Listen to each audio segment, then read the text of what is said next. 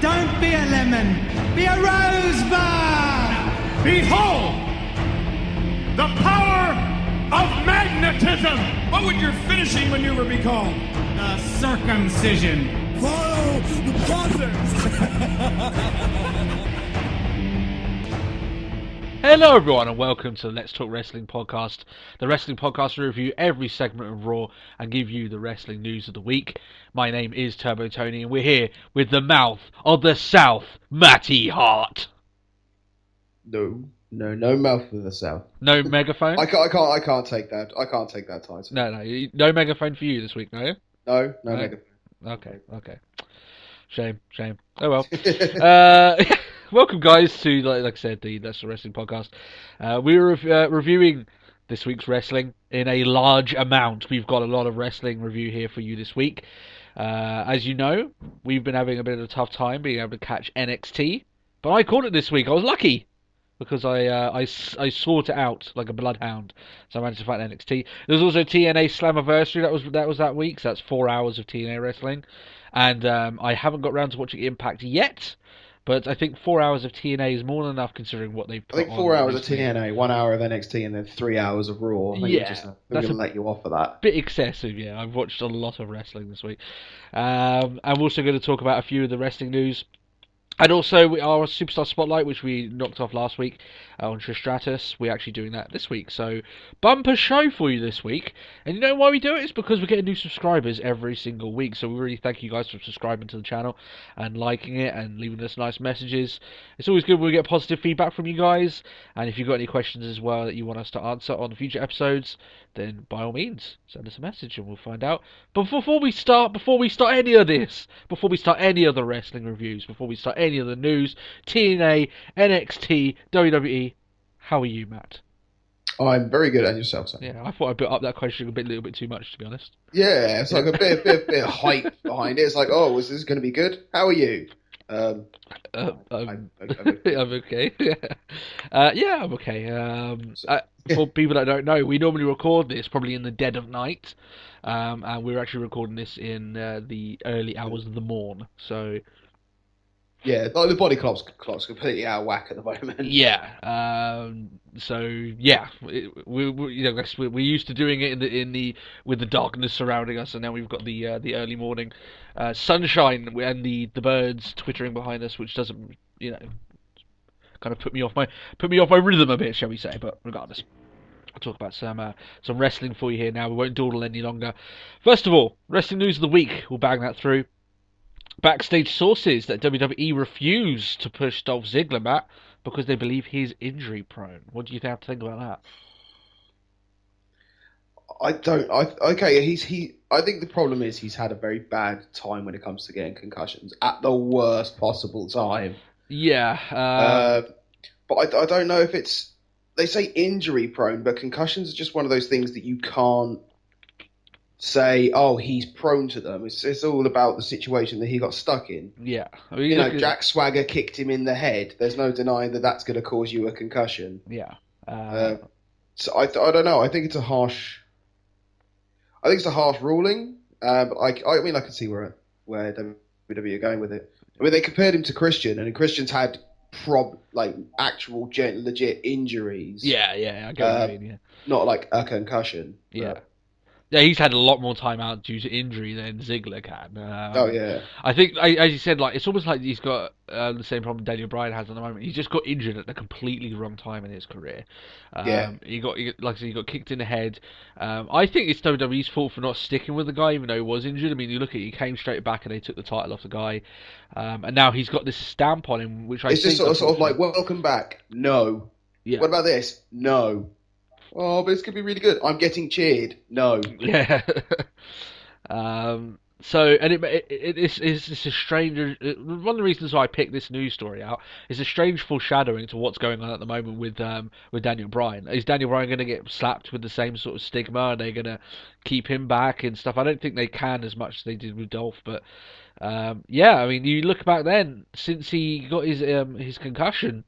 We joked back then that Jack Swagger literally kicked him down the roster well, that's actually quite true. It's kind of true, yeah. Booted him so far down the roster. Even Swagger's looking better off nowadays. So, and he's jobbing to Adam Rose, so there's not exactly much you can say there. But yeah, so I thought that was a little bit interesting about Dolph, and I don't think it's right myself personally. As you said there, I mean, he couldn't exactly help being kicked in the head by Jack Swagger. It just happened, and it wasn't entirely. Well, it's something that's completely out of his control.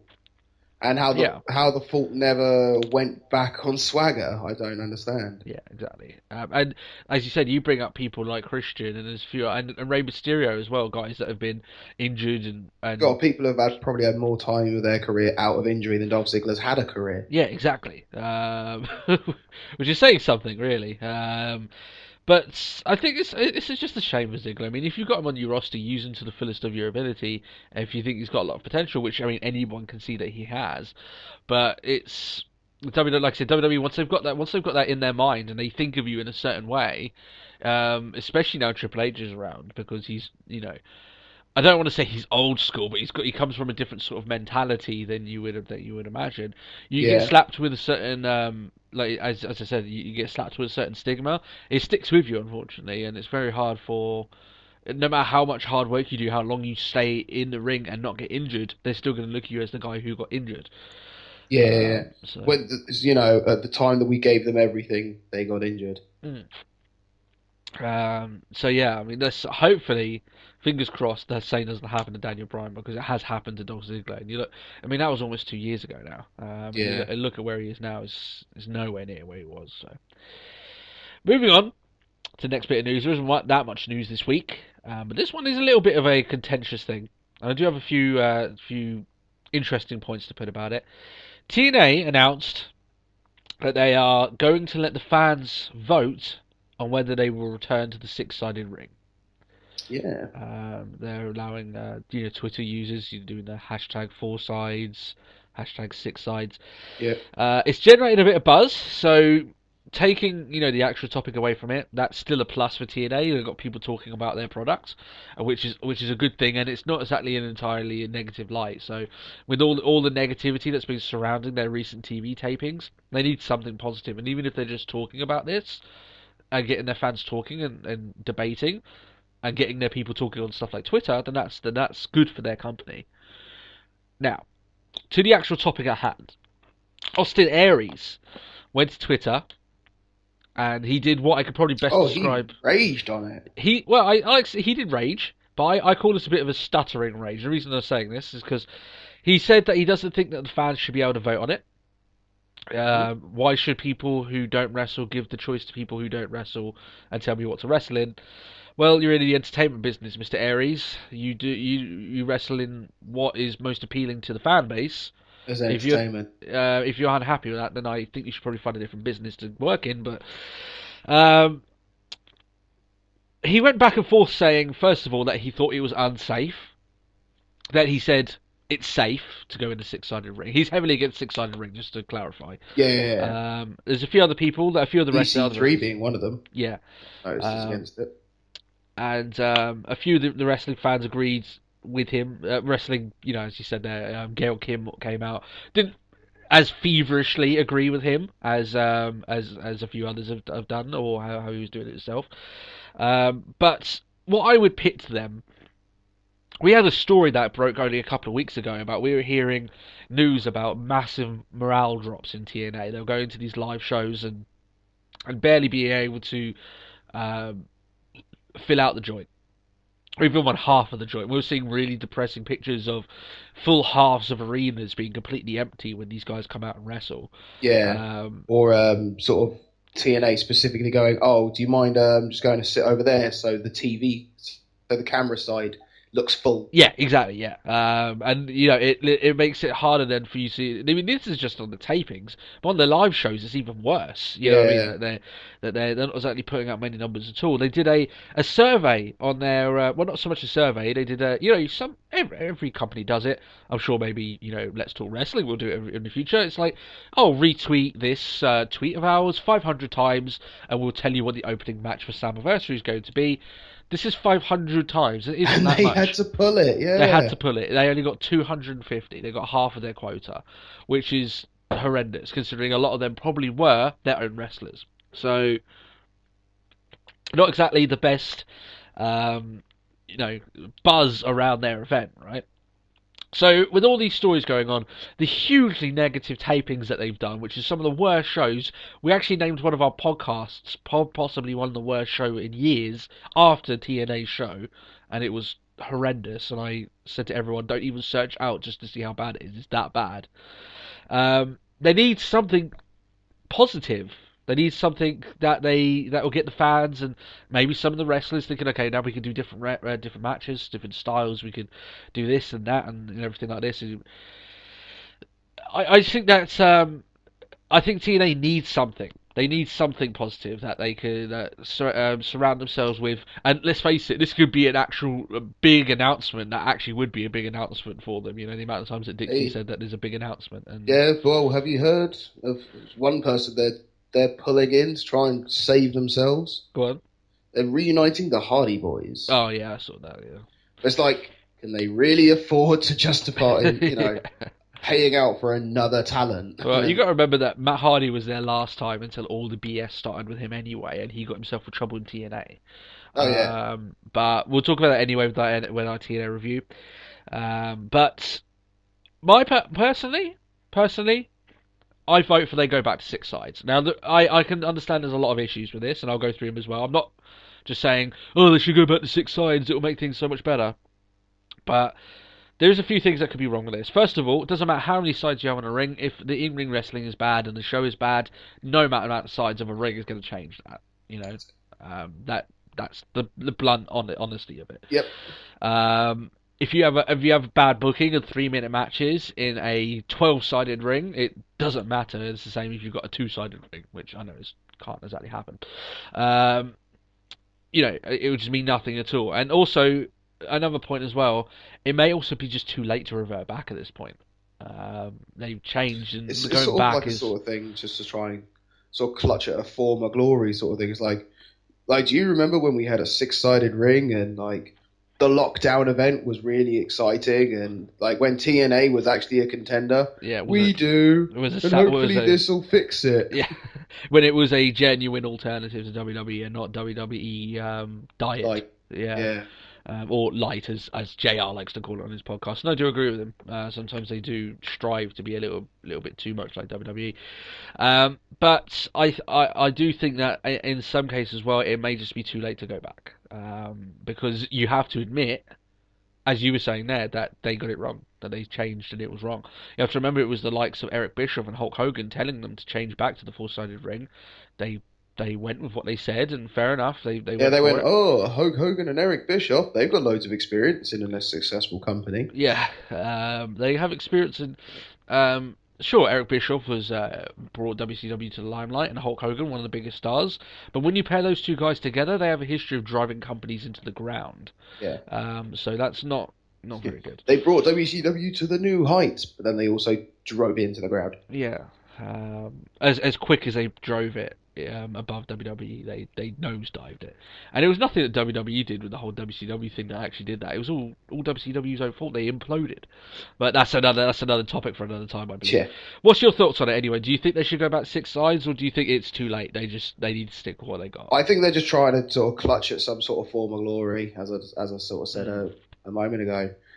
Sort of like going a whole, but do you remember when we were good? We want to be like that again. I think it's sort of too little too late, unfortunately.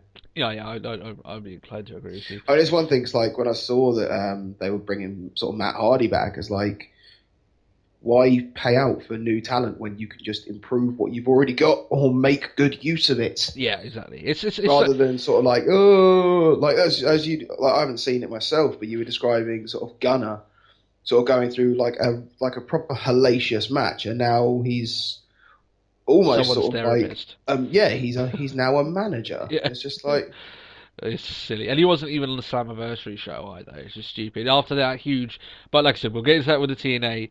We're going to review NXT first because I need to space out when I talk about TNA sometimes because it does depress me. Luckily, this week isn't as bad, so I don't like slamming on shows, WWE or TNA, but when they do a bad show, I just got to tell it how I see it. So, but this wasn't as bad. Spade's a spade. But yeah. NXT. We get to talk about NXT this week because I got to see it. I won't make a current thing of this. The only reason I got this is because I had to search it out. Search it out. It took a while for me to find. But I was glad I did watch it. And I actually watched this along with the wife, who hasn't seen NXT before, so it was quite interesting to see her view on some of the upcoming talent, shall we say. This show was brilliant. The NXT show. It was fantastic. Was this the most recent one, which involved Sami Zayn, Tyson Kidd against the Ascension? No, this is last week's. Okay. Because I wasn't able to watch this week's one when on the thing of things. As we said here before, that it is hard in England and Ireland, obviously over here, to actually get NXT. It's awkward since the network has launched. So I got this episode. It is the one just before this week's episode, so last week's. But I want to talk about it anyway. Some of the highlights of this show were the signing of a brand new wrestler to NXT. His name was Mr. NXT. Oh yes. Yeah.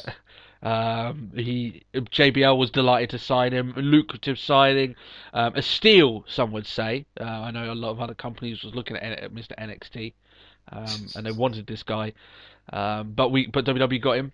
Or more importantly, NXT got him, which is good, considering his name. Straight in the developmental, yeah. And he wrestled Sami Zayn. All the time, as soon as he signed for NXT, he said that it was unbelievable. And there we go. Yeah, basically, we're mucking around here. Mr. NXT is Bo Dallas. He's previously been banned from NXT. I actually seen that clip on WWE's own YouTube channel, so I did actually manage to catch that. But he has this match anyway. Everyone knows it's Bo Dallas, so they're all telling him to Bo leave, as in Bo leave the room, leave the stadium, which I thought was awesome. And during the match, there's a spot where it almost looks like Sami Zayn's going to do like a sunset flip or like a rolling pin, but catches Mr. NXT's mask and strips him of it. And Bo Dallas is looking as if he's been stripped naked, covering his bits, shall we say, for the world. My face. He gets kicked in the head and pinned, so that's always fun. Good match actually between these guys, to be honest. I'd imagine it to be. Yeah. And the hilarious part of this, which was fantastic, is Bo Dallas running around the ring, refusing to leave, telling them he's not going to leave, holding onto the ropes as they grab each limb and carry him limb for limb as he's gyrating and thriving against them, just pushing and clawing to get back into the NXT arena, but they get on these like motorized golf carts and drive him out of the arena. So I thought that was quite funny, ejecting him in such a manner. Nice little comedy spot. Yeah. There was Adrian Neville having his rematch from NXT TakeOver with Tyson Kidd. Tyson Kidd pretty much now is full-blown heel. If there was a heel turn, this was the match to have it. He basically does. It was a good match, this one. It wasn't as good, I don't think, as TakeOver, but still fair enough. It was okay. It did the job. It did the job. The whole story around this, however, was Tyson Kidd brought out Natalya. And he was saying beforehand, this isn't about you, this isn't about Title Divas, this is about me winning the belt. And she says, well, if you don't want me to come out, that's fine. And he's like, no, I want you to come out. I want you to be beside me when I win the belt. He wants to have his moment with Natalya next day when he wins the NXT title. Yeah. Basically, Tyson Kidd throws everything but the kitchen sink at Neville. Can't beat him. I don't even think that Tyson Kidd actually has a finishing move, so I think that's probably what the issue was. That could be it. Yeah, it could be it. Breaker. So he freaks out, grabs a chair, looks like he's about to whack Adrian Neville over the head, and you can see where this is going, Matt, can't you? Who would stop this? Natalya, because she thinks that he should do it the right way, and straight after she says that, he turns around, gets splatted by Neville, gets the red arrow put on him, which is just such a pretty little finisher from Adrian Neville off the top rope, which is one that just looks amazing in slow motion. So that's just going to be awesome when he comes up onto the main roster. If there's something that should be replayed 7 times, it's not Batista telling us you should quit. It's moves like this, personally. Yep. But yeah, pins Tyson Kidd. So there we are. That's the show. There were a few other matches, including the Bailey versus the BFFs with Paige and Emma on her side. But all in all, really good show. Some good wrestling, some quick matches. But when the crowd are just so into it, it's easy to get into a show like this. It really is. And there's just what I like about NXT. Nobody can turn around and say the NXT don't get into their shows. Yeah. The one thing I will say about NXT, they had Renee Young on commentary. She's not quite there yet, which I think, in all fairness, is the reason why she's in NXT. But I really want her to improve, because I think that I do want her to be on WWE television and be one of the first female announcers, possibly on SmackDown. I really do. Yeah. I mean, they've got more than just a backstage sort of interview. Yeah, I think there's potential there with her. I think she can be as good as that. But she's not there yet. So if anyone's saying at the moment, they should bring her up now, no, she needs time in NXT. I think probably, I'd say at least another year in NXT and really hone her craft. At the moment, she's a little bit too erratic. Just doesn't. She's not as disciplined. In terms of her delivery, which you need to be. A lot of people say a lot of negatives about Michael Cole. And JR actually would agree with me on this point.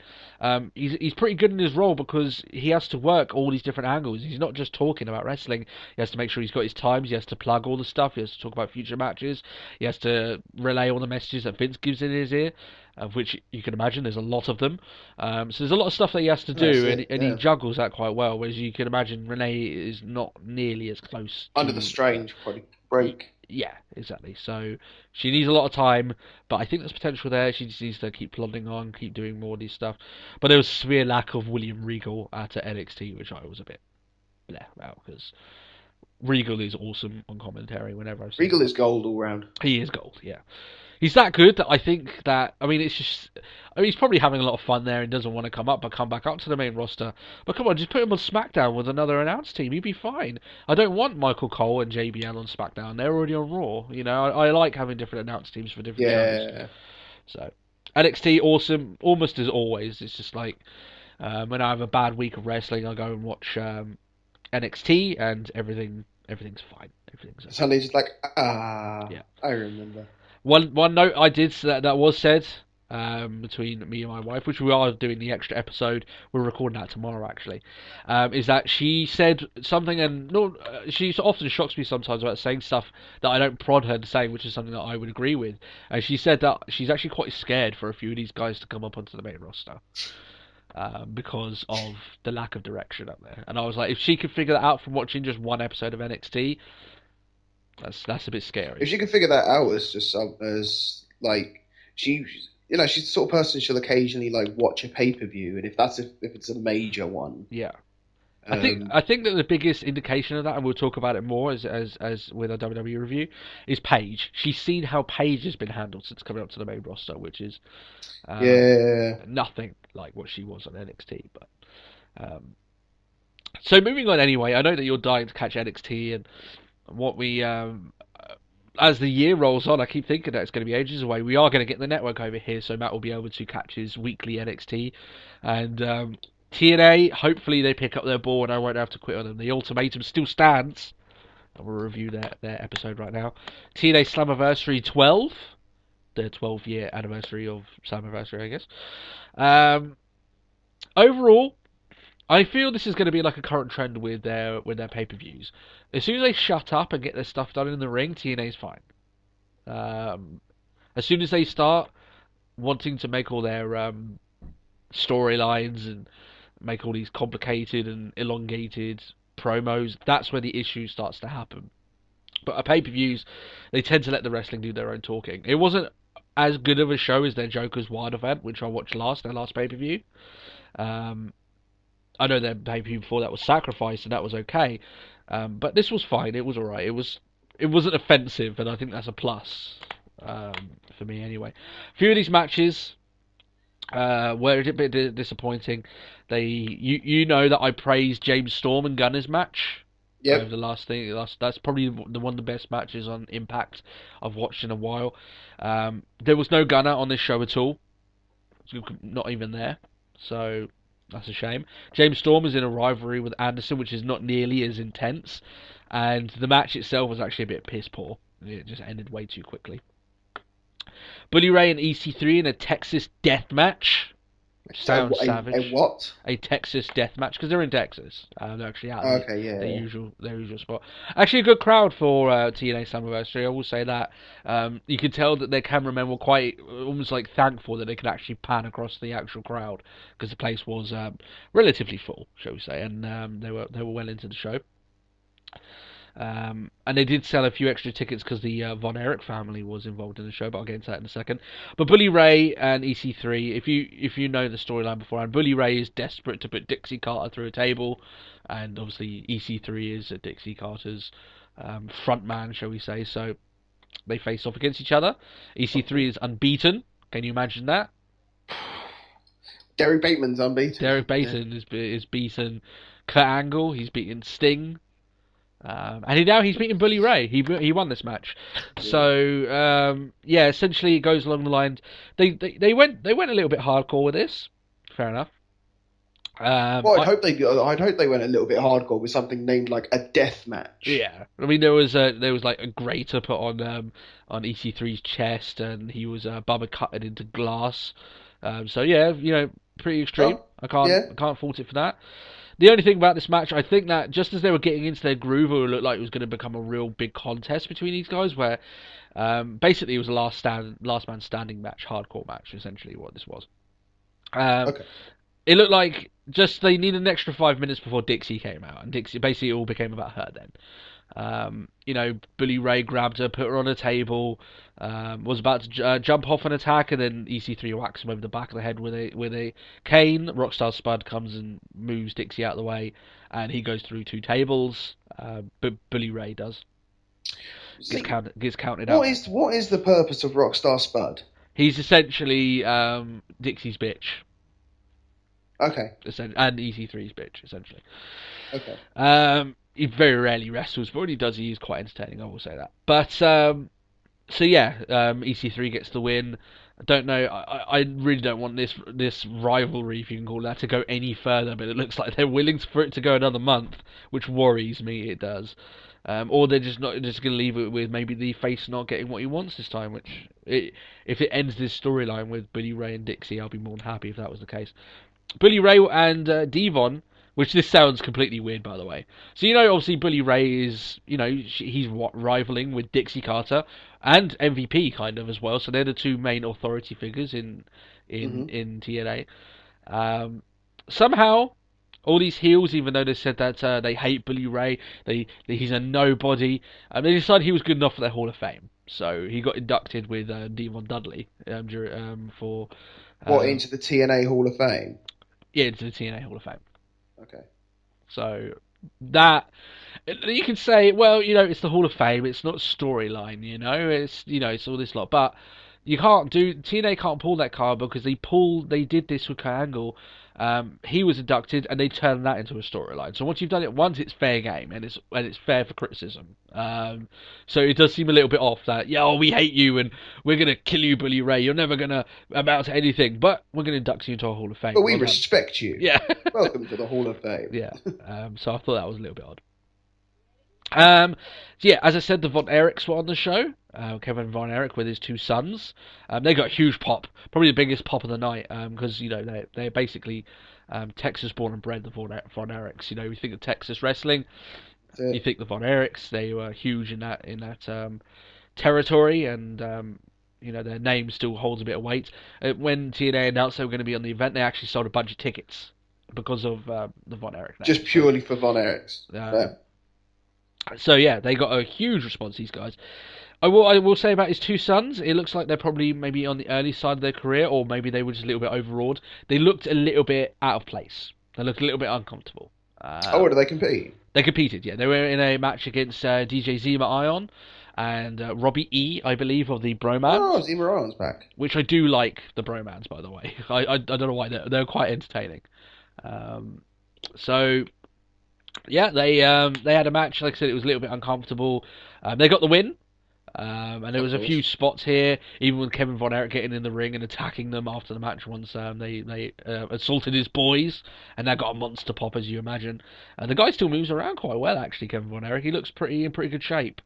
So yeah, it was good to see, but the match itself wasn't of particularly high quality. But I'm not going to rag on these guys too much. I think this was it was almost like a last minute thing, and they looked a little bit out of place. So you can't blame them for that. Wrestling with two guys they probably never wrestled with before, even practiced wrestling before. I'm not going to rag on them too much.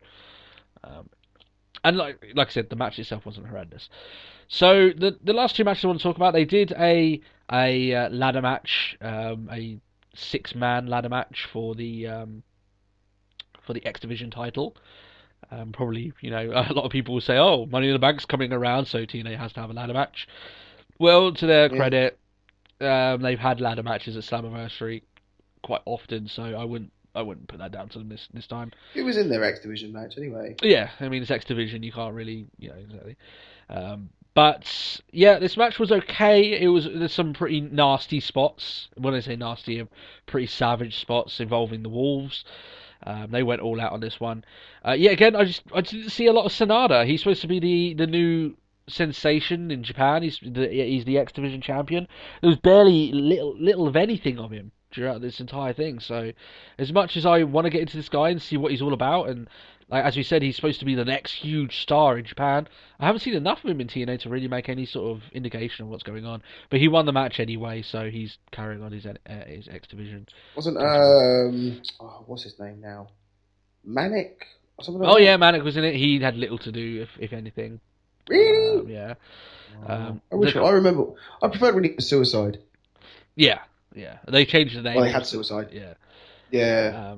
For that, but so yeah, that was okay. Like I said, with that match, I think they just needed to have an extra 5 minutes. And that was what I was saying. Now we'll go to the main event and the little bit of drama here. We'll get into our WWE review soon. Okay. The bulk of our stuff. Then you can weigh in heavily. So the main event is, we all knew that they were building up throughout this whole horrible TV tapings, an MVP versus Eric Young title match at the pay-per-view. As we reported last week, MVP injured himself, so obviously all those tapings were for naught. They basically got fucked. They had to come up with a plan at the last minute. Their plan was to have two of the guys that had been basically shafted by MVP going against two of his guys. So it was Austin Aries against Kenny King, Bobby Lashley against Samoa Joe.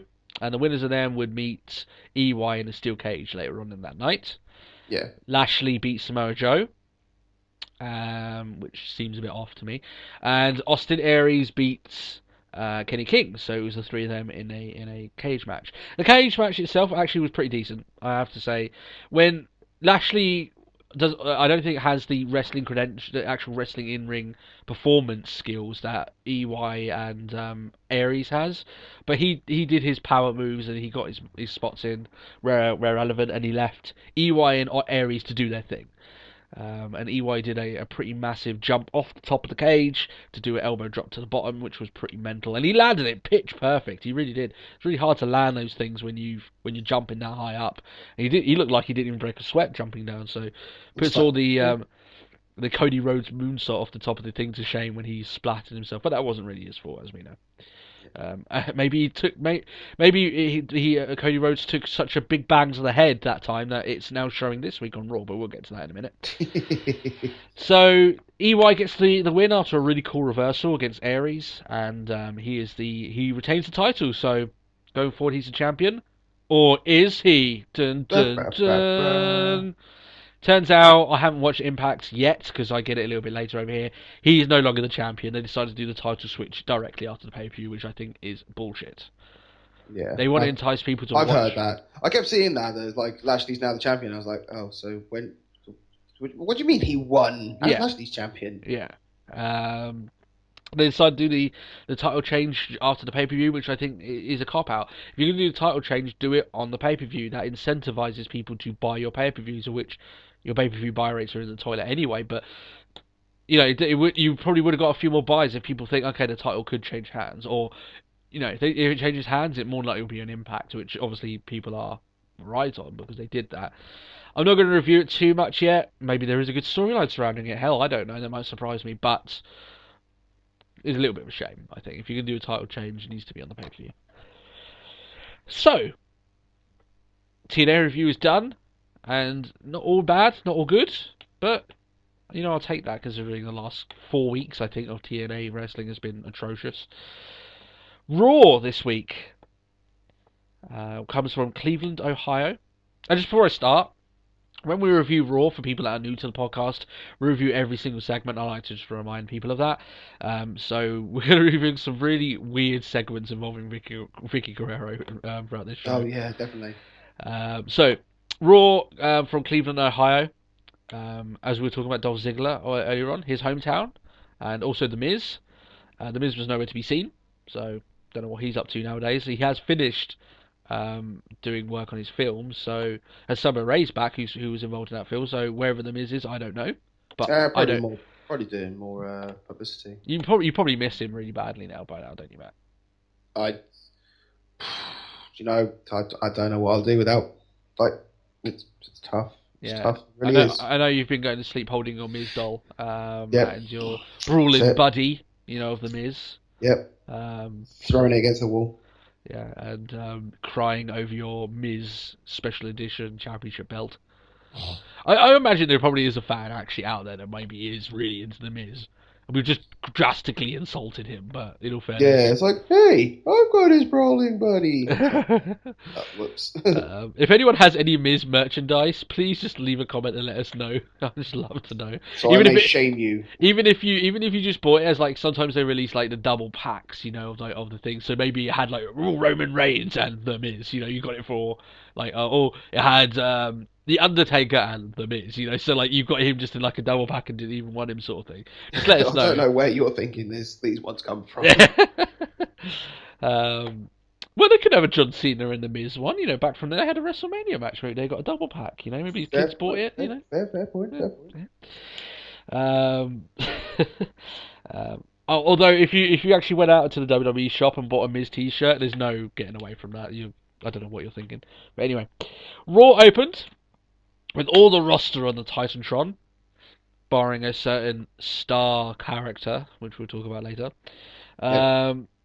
Triple H says he's basically cutting a promo, him with the Authority, which reminds me a lot of the Authority promos that they've done in recent months. But Triple H says that the problem with Daniel Bryan is his heart. He doesn't have any heart.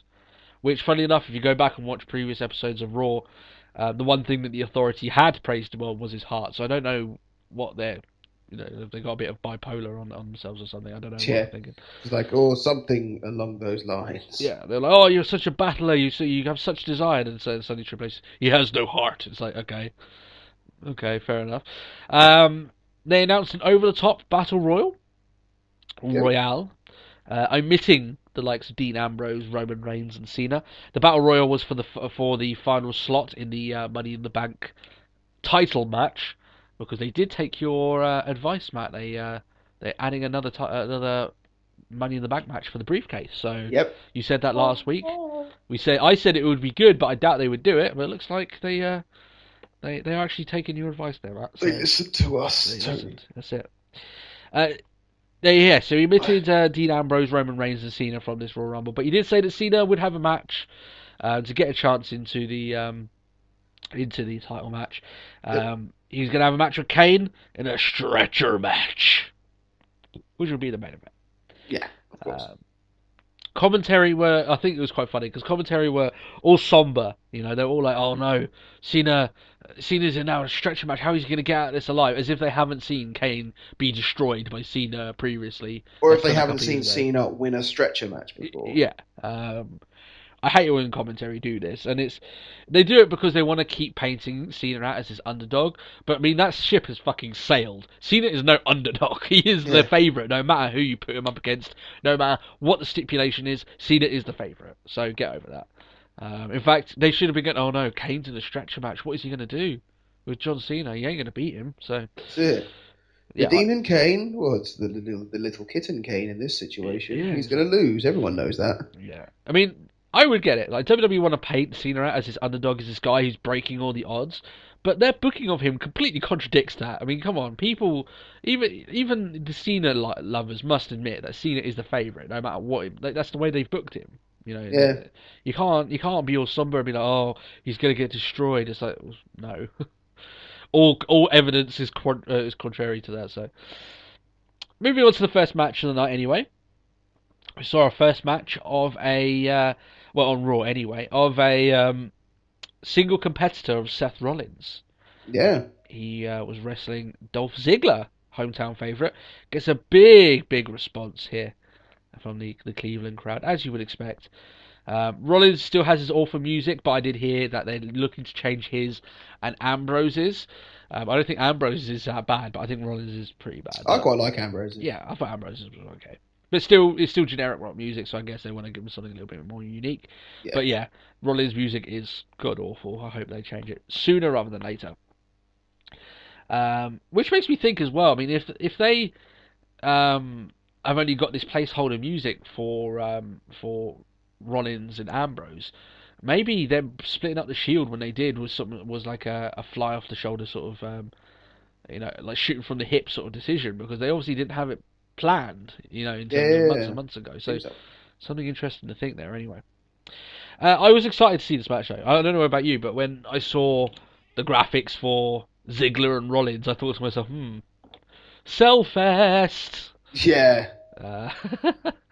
All you need now is like someone like Brock Lesnar to be in there in a three-way and just let them sell for days against Brock Lesnar. That would be awesome. But yeah, awesome here from these guys. It was a good match for the time that they had. I think they had a little bit off chemistry here and there, but I think overall it was fine. What was your thoughts? I think it was sort of like too close of classes sort of thing. Yeah, sometimes they're both like, all you'd have to do is put Dolph Ziggler in all black and dye a bit of his hair black, and he'd be Seth Rollins. Yeah. And same deal again, just stick Rollins in trunks and just dye the rest of it blonde. Yeah.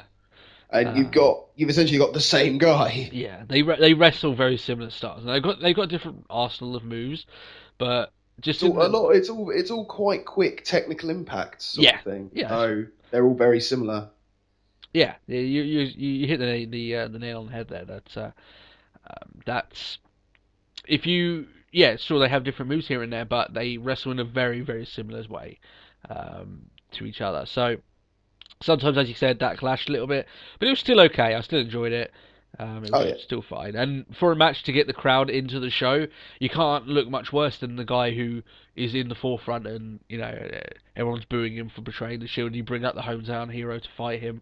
Pretty good booking, I think, actually, in that sense. That was a good open. Yeah. Ambrose comes out at the end of this match and attacks Rollins in his usual crazy Ambrose fashion. Yeah.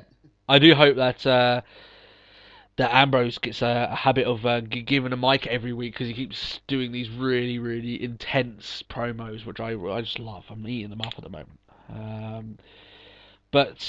He basically says that he's going to, essentially say a lot of the stuff that he said last week. Basically, he wants to kick the shit out of Seth Rollins, which I think they will have a match eventually down the line. It looks like that he's going to have the rivalry against Rollins, and Reigns is going to go off to do other stuff. So let's see how. I think Rollins is going off to actually go with the actual authority. Yeah. Like, I think Ambrose is going on the sort of like, I feel so betrayed, I'm going to go take on the betrayer sort of thing. Yeah. As Reigns sort of like, no, I'm still focused on taking down everything else. Yeah, exactly. Yeah, and he's you look at where they are now. Rollins is in the briefcase match, but Reigns, as we'll get to later on, is actually in the title match. So he's actually in the forefront, which I think is the right place for Reigns. I think they're fine with how they're going at the moment. But as he's talking, he says he's gonna kick the shit out of Seth Rollins. Triple H comes on the screen and does his best English accent that he can muster from the very bowels of his body. It wasn't that good. He's got some bad news. Oh dear. But calls out Bad News Barrett, funny enough, who is fulfilling the role which I said that he should have been doing a long time ago, as in the authority's enforcer. bad news. Yeah, the guy who would come out and give you the bad news from the authority and kick the shit out of you if you didn't take those news. You know what I mean? So he comes out and basically has a match with Ambrose. Ambrose in his street gear, shall we say. He was in jeans and a shirt. A shirt and a vest. Jeans and a vest is probably a better way to put it. And even though he was fighting in those clothes, he was getting around the ring quite nimbly. And I personally wouldn't mind him having a similar sort of style of attire going forward. Well, I've seen him wrestle. I saw him wrestle. I think it was on SmackDown, or I think it was actually main event. But he's sort of blue jeans, white shirt sort of thing. Yeah. He looks like a brawler, and that's the way. He looks like a brawler, but to be perfectly honest, that works for his erratic, crazy, he's a psycho sort of look. Yeah. The only thing I'd say about that is that while that look for me, and I think it would work, it does remind me a little bit of the Mean Street Posse. I think that's kind of where they're going. The Mean Street Posse, though, I mean, they were like Shane McMahon's friends essentially back in those times, and they would run around and they're be not very Mean Street Posse. Yeah, exactly. So that's the only thing it reminds me of a little bit. But it's been a long time since that, so it's fine. Most of the crowd probably don't even remember the Mean Street Posse, so it's fine. A lot of the people that listen to this probably don't even remember the Mean Street Posse, which is fine. There was nothing really to be remembered there. So yeah, if he's friends who thought they were tough, we'll leave it at that. And like I said, like with his gear, that was not normal wrestling gear. Sometimes wrestlers can get stuff that looks like normal clothes, but you can actually get around them really easily. I mean, he was jumping, doing plunges off the ropes and everything, so he was getting around pretty nimbly with his stuff. And it's not exactly the skinny Batista jeans that we're talking about here. Although I hope Ambrose remains with his style of jeans and doesn't take fashion advice from Batista going forward. We all remember that rip all too well. But they're not skinny jeans, so no, they're not. No, but all I can think of with jeans though is just Batista's jeans. Though that's so unfortunate, really. So get him split. Yeah. I thought this was another good match, and I think it was a good match for reasons that the other match wasn't. The other match was good for being in a certain style. This match was good for being in a certain style, which was a brawler's match. Which kind of reminds me sometimes that you can have different matches with different wrestling, and it can still be just as good quality as other matches. Yeah. The one thing I liked is they really worked in the injuries side of things with this one. They did. They really, and that's one of the things I like about Ambrose. I mean, when he's got an injury, he sells that motherfucker. He really does. He sells it far better than the majority of the roster do in terms of long time. Yeah, you can sell getting hit by the arm, and you can sell it for 5 seconds. Most wrestlers forget about that, and they can do one-standed, headstands with the arm. Suddenly out of nowhere, they're doing a one-armed cartwheel with the bad arm. Yeah, and they're just like, nah, meh. Whereas everything that Ambrose did here, if he used his arm, he sold as if he hurt it. You know what I mean? That's it. Or sort of like when he went for his was it like a tornado DDT sort of thing? Yeah. Or something like that, but he sort of had to slap it to sort of get some feeling back sort of thing. Yeah, which I love. That's what was brilliant. Yeah, it was great. There's not enough of that, really. That's the thing is with that, right? The reason we're praising it is that when me and Matt were trading wrestling, that was one of the main things that they told us to do. Is you've got to sell your injuries, you've got to sell the damage that you've taken. Otherwise, there's no point to people doing moves on you. That's wrestling 101. That's grassroots wrestling. But in a lot of the televised shows, a lot of that gets lost in translation. But when you add that in, it actually makes the product better. It makes it more believable, more legitimate. It makes people probably think to themselves, that aren't into as much as the let's say the IWC, shall we say, which coined that term. The general wrestling fan will probably thinking, wow, he might be injured here because he's really selling that shoulder injury, so kudos to him for that. That was really good. And Barrett gave as good as he got here on this match as well. He was just as fine. But essentially, Rollins comes out, does the same sort of thing, except he kind of lures. Well, I say lures. He lures Ambrose. Tries to steal Ambrose's attention. Yeah, but he kind of gets him out of the ring by using his face as a target to punch. Essentially. Ambrose. You want to punch me? I'm right here. Yeah. Great. So they brawl outside the ring. Barrett gets the 10-count win. But Ambrose gets the last laugh. He attacks Barrett anyway and gives him the dirty deeds, which Yeah. the actual move didn't land as well, but that's fine. I'm not too bothered with that. Like I said, with that, the only thing with that move, it's way too similar to Adam Rose, but it's not Ambrose's problem. Adam Rose is the new wrestler; he needs a new finisher. It's not Ambrose. That's it. Ambrose did it first. Yeah.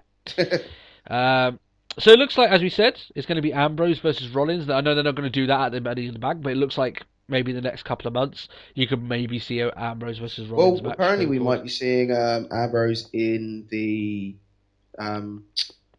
actual contract match at Money in the Bank, which would make sense. Yeah. Exactly. Well, it makes sense for the rivalry, but it doesn't really make sense for the thing. I mean, he has to worm his way into that match, considering that Roman Reigns has already done that. So it'll be interesting to see how they get him into that match in terms of storyline. Yeah. But as you said, in terms of the rivalry, yeah, it makes loads of sense. In fact, they could probably screw each other out of not getting. Yeah, exactly. If that's going to be the case, neither of them are going to win. Yeah, exactly. And this opens up, like I said, Reigns possibly to have a rivalry with Triple H going forward, considering what he did on this show. More than likely, they may have a match at SummerSlam, I think. Yeah. So, talking of Roman Reigns, you may think, what's he doing? He wasn't around, with Rollins. He said he wanted to beat the crap out of Rollins last week. Well, maybe Roman Reigns should have got Seth Trollins as a name, because he was trolling all day long.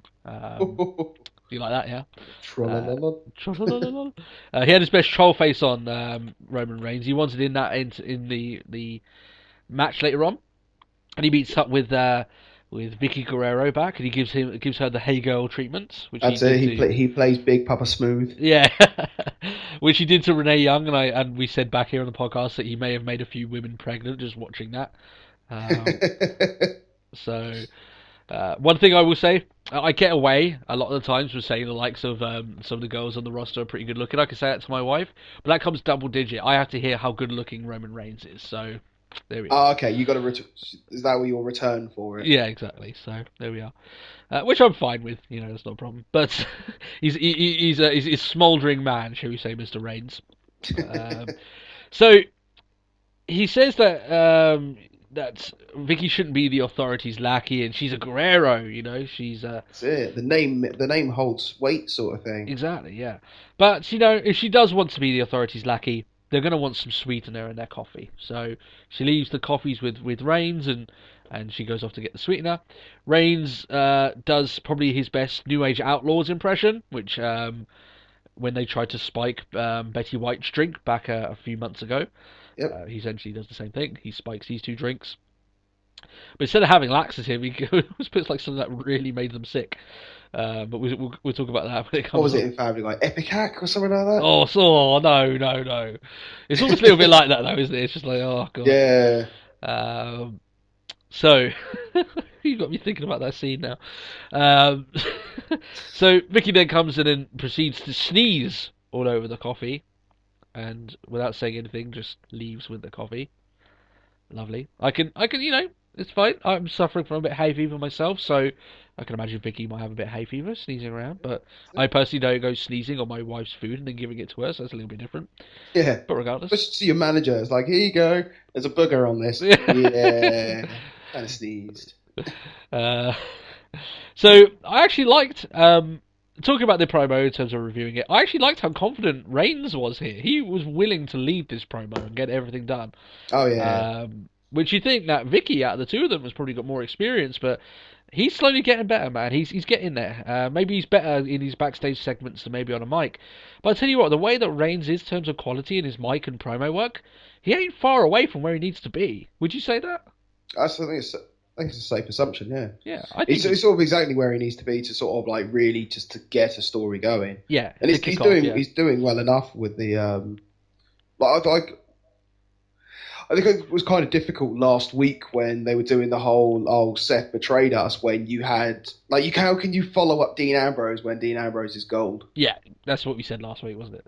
So I think it wasn't. Even last week it wasn't a bad showing from Reigns. It was just the fact that it's like we'd already been like, oh my god, Ambrose is really into it, and Reigns is kind of different. Yeah. As we said there last week, it wasn't that he delivered a bad promo. In fact, it was pretty good what he did.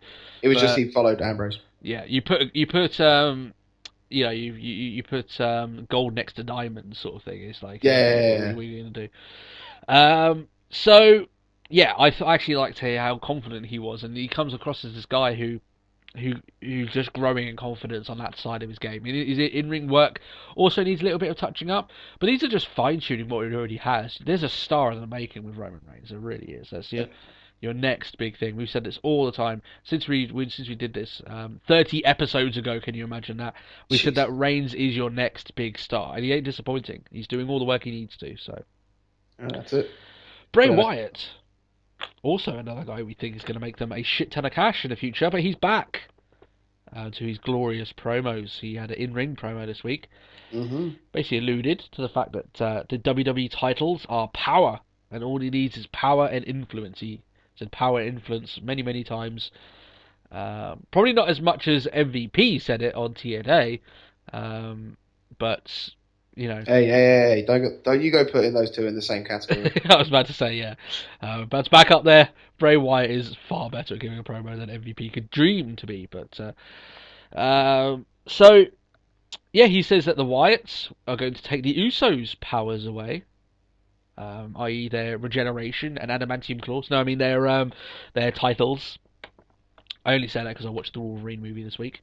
So he says that once he has the titles, the world will truly be in his hands. The whole world will be in his hands, which I thought was quite a poignant end to his promo. Well, something it's like we were saying last week, wasn't it? Sort of just like it's like I want to rebuild it in my image, and what better way for him to rebuild it in his image by being the champion? Yeah, exactly. Having or being the forefront of WWE, and him calling the shots there as champion. That'll be the way it goes. So I think that's good. I'm really glad he's in this match, but. Since stuff has happened, and maybe I should say this for predictions, I don't think Wyatt's going to win, but we'll say that. We'll talk about it in a minute. Yeah. So it's next Sunday, isn't it? Yeah, next Sunday, next week. So. Jesus. So that's crept up quick. You would admit here, Matt, this promo was good, awesome, good stuff. Of course. Rather enjoyable. So Sheamus decides to come out and ruin it for us. He comes out. Unfortunate. He decides he's going to cut a promo, which reminds me of exactly why I'm pretty much done with him. He's so wooden, so cookie cutter, and he's got no flow. He's just so bad, really. I think in terms of giving promos like this, and it's almost like if you look into his eyes, you can see him reciting the lines. You see the cogs just turning in his head, sort of thing. It's just like, you want to fight, fella? No, Sheamus, no. Yeah. The fight, fella. No. Sheamus, stop it! Fight! If you go and watch all of his promos, all of his mannerisms are exactly the same. Now you could say that the same for Bray Wyatt. Bray Wyatt shakes things up every now and then, but you look at he has a certain blueprint, Sheamus, of how he does every single time he talks on the mic, and it's so stagnant. It really is. It's so boring. There's nothing to him. There's nothing going on with him. So yeah, Sheamus is one of those guys that they care about him, but they don't care about him enough to actually give him anything worthwhile doing. He's just there to be there, and we talked about this last week in a lot more description. But when he comes out and stops something that's really good, it makes me like, oh, Sheamus, just stop it. It annoys me. You're not welcome. Go away. Now, one of the things that we said about Cena, and his problem that is his character is stale. He's doing a lot of the same stuff. He's sort of inhuman. It actually took me longer to get off of Cena than it did Sheamus, yeah. Like Sheamus got old quicker than Cena. Yeah, I think it might be because we had Super Cena thrown down our throat, and then that was the one thing that sort of. I think you and me are of a generation though where we saw Cena first arrive. Yes. Where Cena would lose. Yeah, he would, yeah. And we genuinely sort of get stories running where Cena never came out the victor. But now like when he was a heel. Ooh, Doctor of Thugonomics. But we know that. But Sheamus has been Sheamus since day one. Yeah. Now, he was here when he came in Sheamus, but it wasn't. He was. Oh, I know, but he was still just like, you know what, fuck it, I want to fight you, sort of thing. It was there's just not much to him, unfortunately. Like they don't. I know your wife doesn't like him. I mean, being Irish and being from completely different parts of the country. Yeah. But surely it's just like she doesn't like the stereotype that all the Irish, all they want to do is fight. Yeah, that as well. But I think that the worst thing for that is that I think general wrestling fans. I always base what I think on general wrestling fans on obviously fan reactions at the show, and also I use my wife for that as well, which is going to be interesting for the interview with her. But the thing is with that, you say that she must be angry about the stereotype. The thing is with Sheamus, she doesn't care about it. Care about him. That's the thing. She doesn't give a shit. That's even worse. You know what I mean? Like she doesn't. It doesn't even like she doesn't want to waste her time. We still back Wade Barrett, even though we're from the South and he's a Manc. Yeah. But she'll turn her back on Sheamus, even though they're both, even though she's Irish. It's not even the fact that he's from Dublin. It's just like I'm just nothing him. Yeah, exactly. Yeah, and that's the worst thing for a wrestler. I don't even want to formulate an opinion on you, which is the worst thing for a wrestler. So, yeah, Sheamus, what can you do about him? He had a match with Bray Wyatt. The match itself was okay. Nothing special from either of these guys, really. I've seen better from both of them. The Usos, though, as soon as the Usos got involved, funny enough, they got involved halfway through the match. As soon as that happened, things tend to, it almost got nicked up a notch, and they started going at a little bit quicker pace. Things got a bit better. Yep. Sheamus got the DQ win. He got basically dragged out of the ring quite unceremoniously by the Wyatt family. You're coming with me! He just sort of clawed at him. Yeah. Basically there's like a brawl in the ring, and Sheamus holds down a ladder while the Usos run up it. They almost botched it. I don't know if you saw that. They almost botched it. Yeah, there was a little bit of weight, sort of like, no, they did it. They got it, so it was fine. Yeah, they ran. Let's be honest, if they did botch it, I think I'd sort of like, you know what, fair play. That was hard to do. I would run up a ladder. Yeah, I mean, they're not only running up a ladder, they're running up a single ladder with the pair of them doing it at the same time. So it's side by side, yeah. So it's like you're just asking for trouble there. Exactly. But yeah, they pulled it off, so kudos to them. They looked like they were going to botch it. I was like, no, they did it. Fair play. And they're pretty good, the Usos. They will. Discipline. Yeah, one thing I'll say about the Usos, they are consistent. You know what you're going to get from these guys. And they have one thing I think that Sheamus doesn't have in terms of as an overall package. Energy. Yeah, they just got a bit of freshness about them to it. They're more exciting. They are. There's a time Sheamus can have good matches, but unfortunately he's just been so irrelevant for so long. I think that's probably the best word for Sheamus. He is irrelevant. I think it's probably the best word to describe it. Okay, yeah. Vicky backstage. Yep. With the snot-filled coffees with whatever else is inside of them. The weird conglomeration of sickly liquid inside. She spilled Triple H's coffee while Steph has a good old sip of hers. So you know where this is going. Where it goes from there.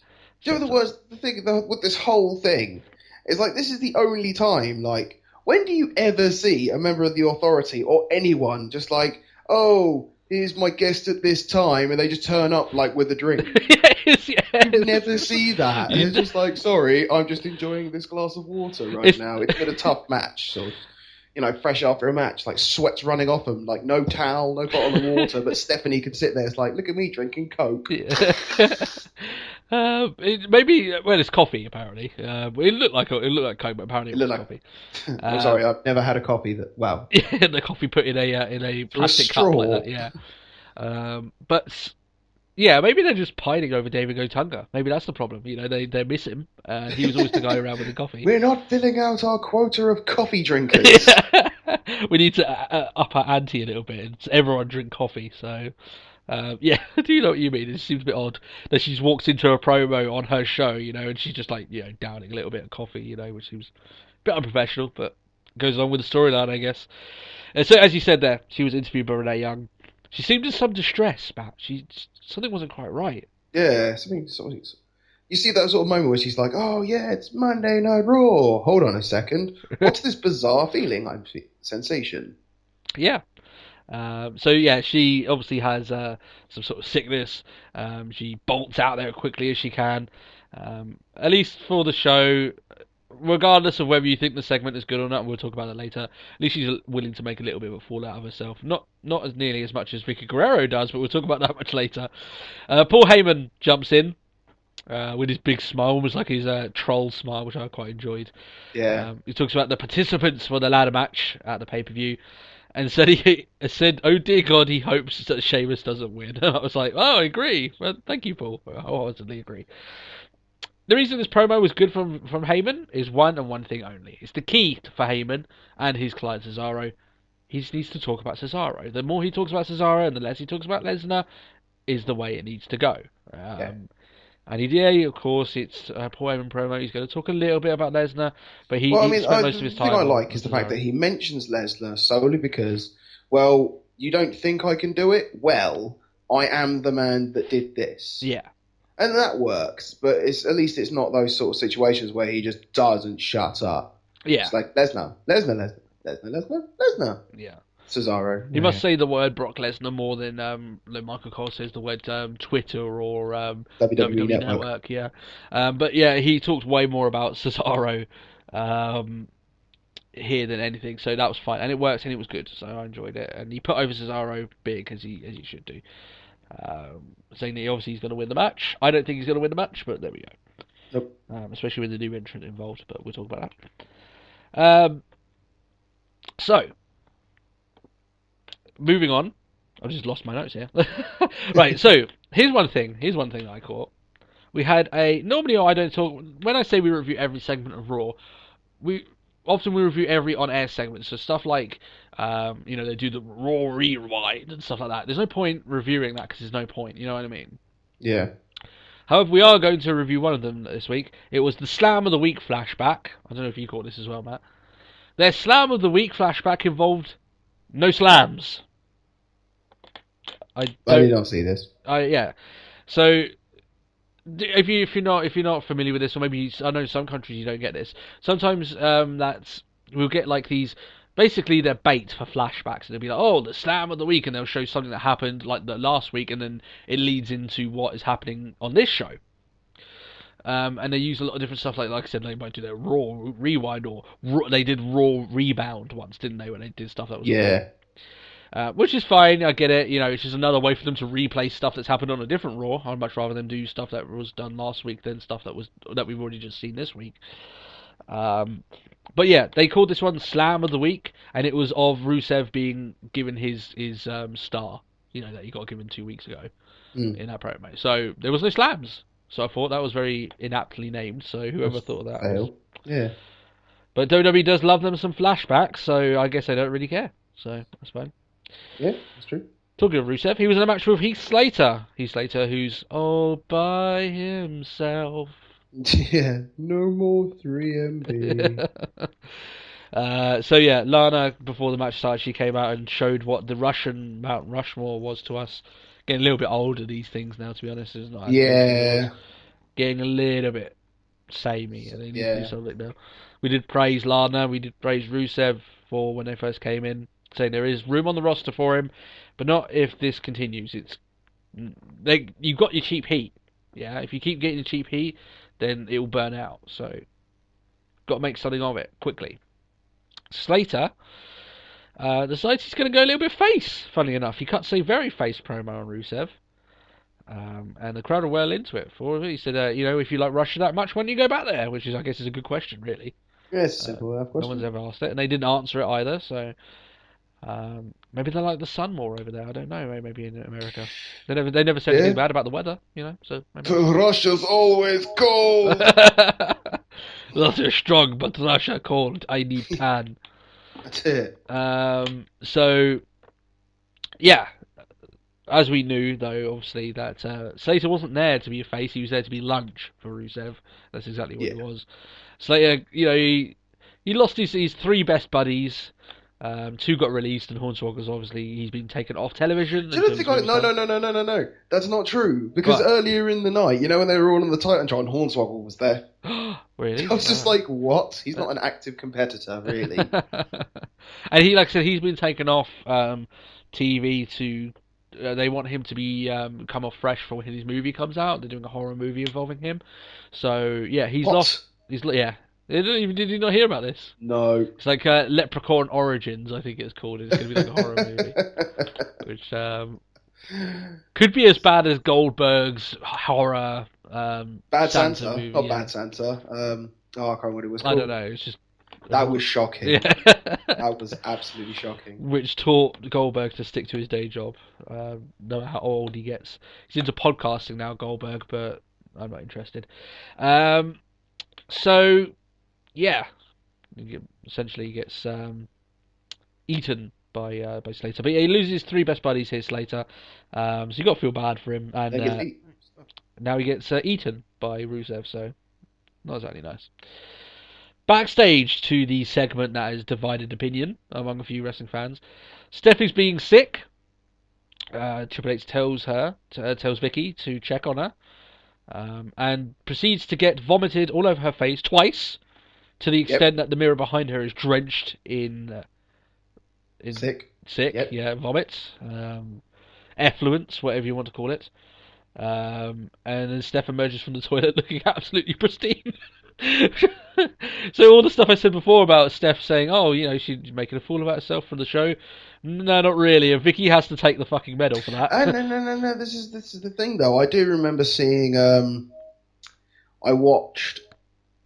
You know, they do their backstage fallout. Oh, right, yeah, okay. And there was one in that where it actually shows them sort of making their way to the car and that lot, and she is like proper, like hair's a mess, mascara down the face sort of thing. Oh, okay, they must have done that like after this. Yeah. I was looking at her there thinking, wow, she looks remarkably. She looks pretty good for someone who just heaved. Yeah, just exited the contents of her stomach all over Vicky Guerrero's face.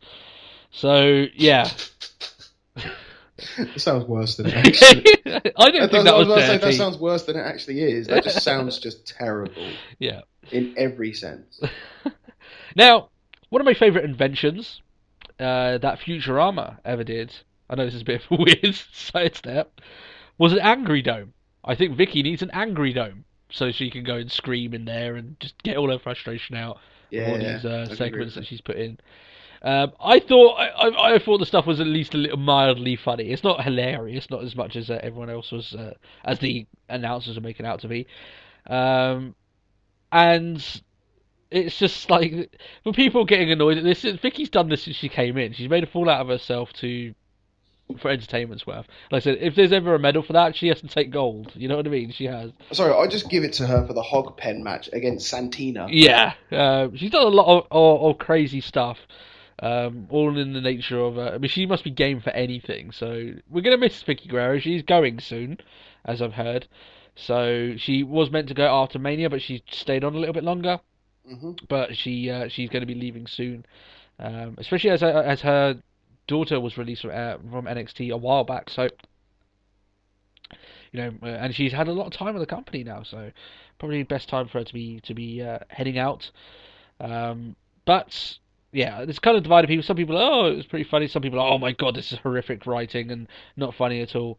I can understand both sides of the story, but for myself, I found it mildly entertaining, shall we say. Hey, it got the authority out the building, so... Yeah, it did what it meant to, at least.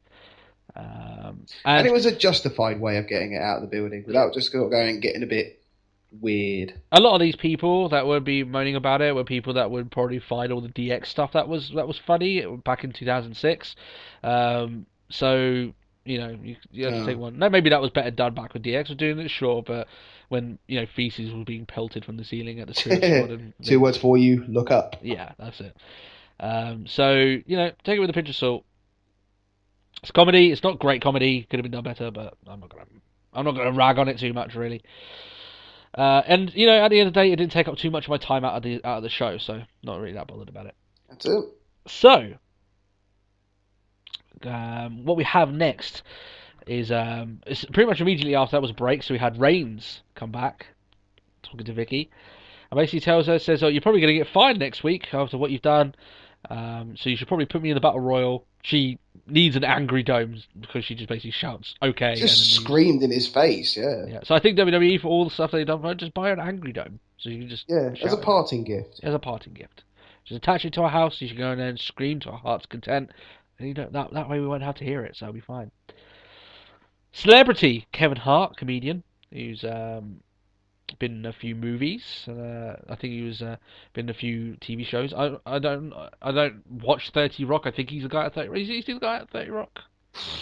I don't watch the Rock either. He's been in a few movies. Celebrity Kevin Hart, celebrity to Americans. Yeah, he's not well known over here, if I'm honest. So, but anyway, he was backstage with Renee Young before Adam Rose could come out, and I know as soon as he came out, he just made Matt's day, didn't he? I hated his sunglasses. You know what? If anything, it's just I hated his sunglasses. You're not going to buy the Adam Rose hat and sunglasses, no? No. No. Okay. I was told you now. I'm not a rosebud. You're General of the Lemon Army, shall we say? I have taken my lemon pledge. Yeah, lemon pledge. Take the lemon pledge. So he says that Hart should start thinking like a rosebud, and then leaves while Kevin Hart seems very discomforted by the people shouting his theme song behind him. Yeah, shouting in his ear. Yeah. Renee Young just looks like she's like, I don't even know what the fuck is going on, sort of thing. She played that role quite well, so fair play to Renee Young. She's good in that role. Sometimes just being in the middle of all this craziness. But this led into the match that was next. Fandango and Layla went 1-on-1 with well, not 1-on-1. That's stupid. Too early in the morning. Come on, 2-on-2 with Adam Rose and Summer Rae. That's it.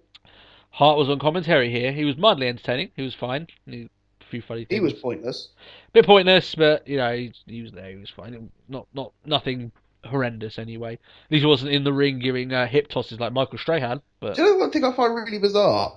I'm getting quite a lot of Game of Thrones. I don't think they mentioned it at all in that part, but I know Roman Reigns made a quote to it recently. Like we're talking about TV, and I was thinking there's a lot of Game of Thrones references in promos as of late. And it's like this is PG Raw. yeah.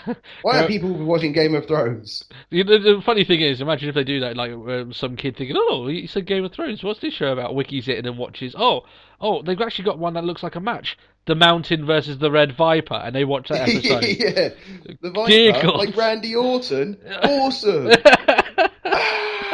Mommy! Oh dear, I'm just waiting for that to happen. Like a story comes out that happened, and I will laugh, to be honest. So, got me laughing about that now.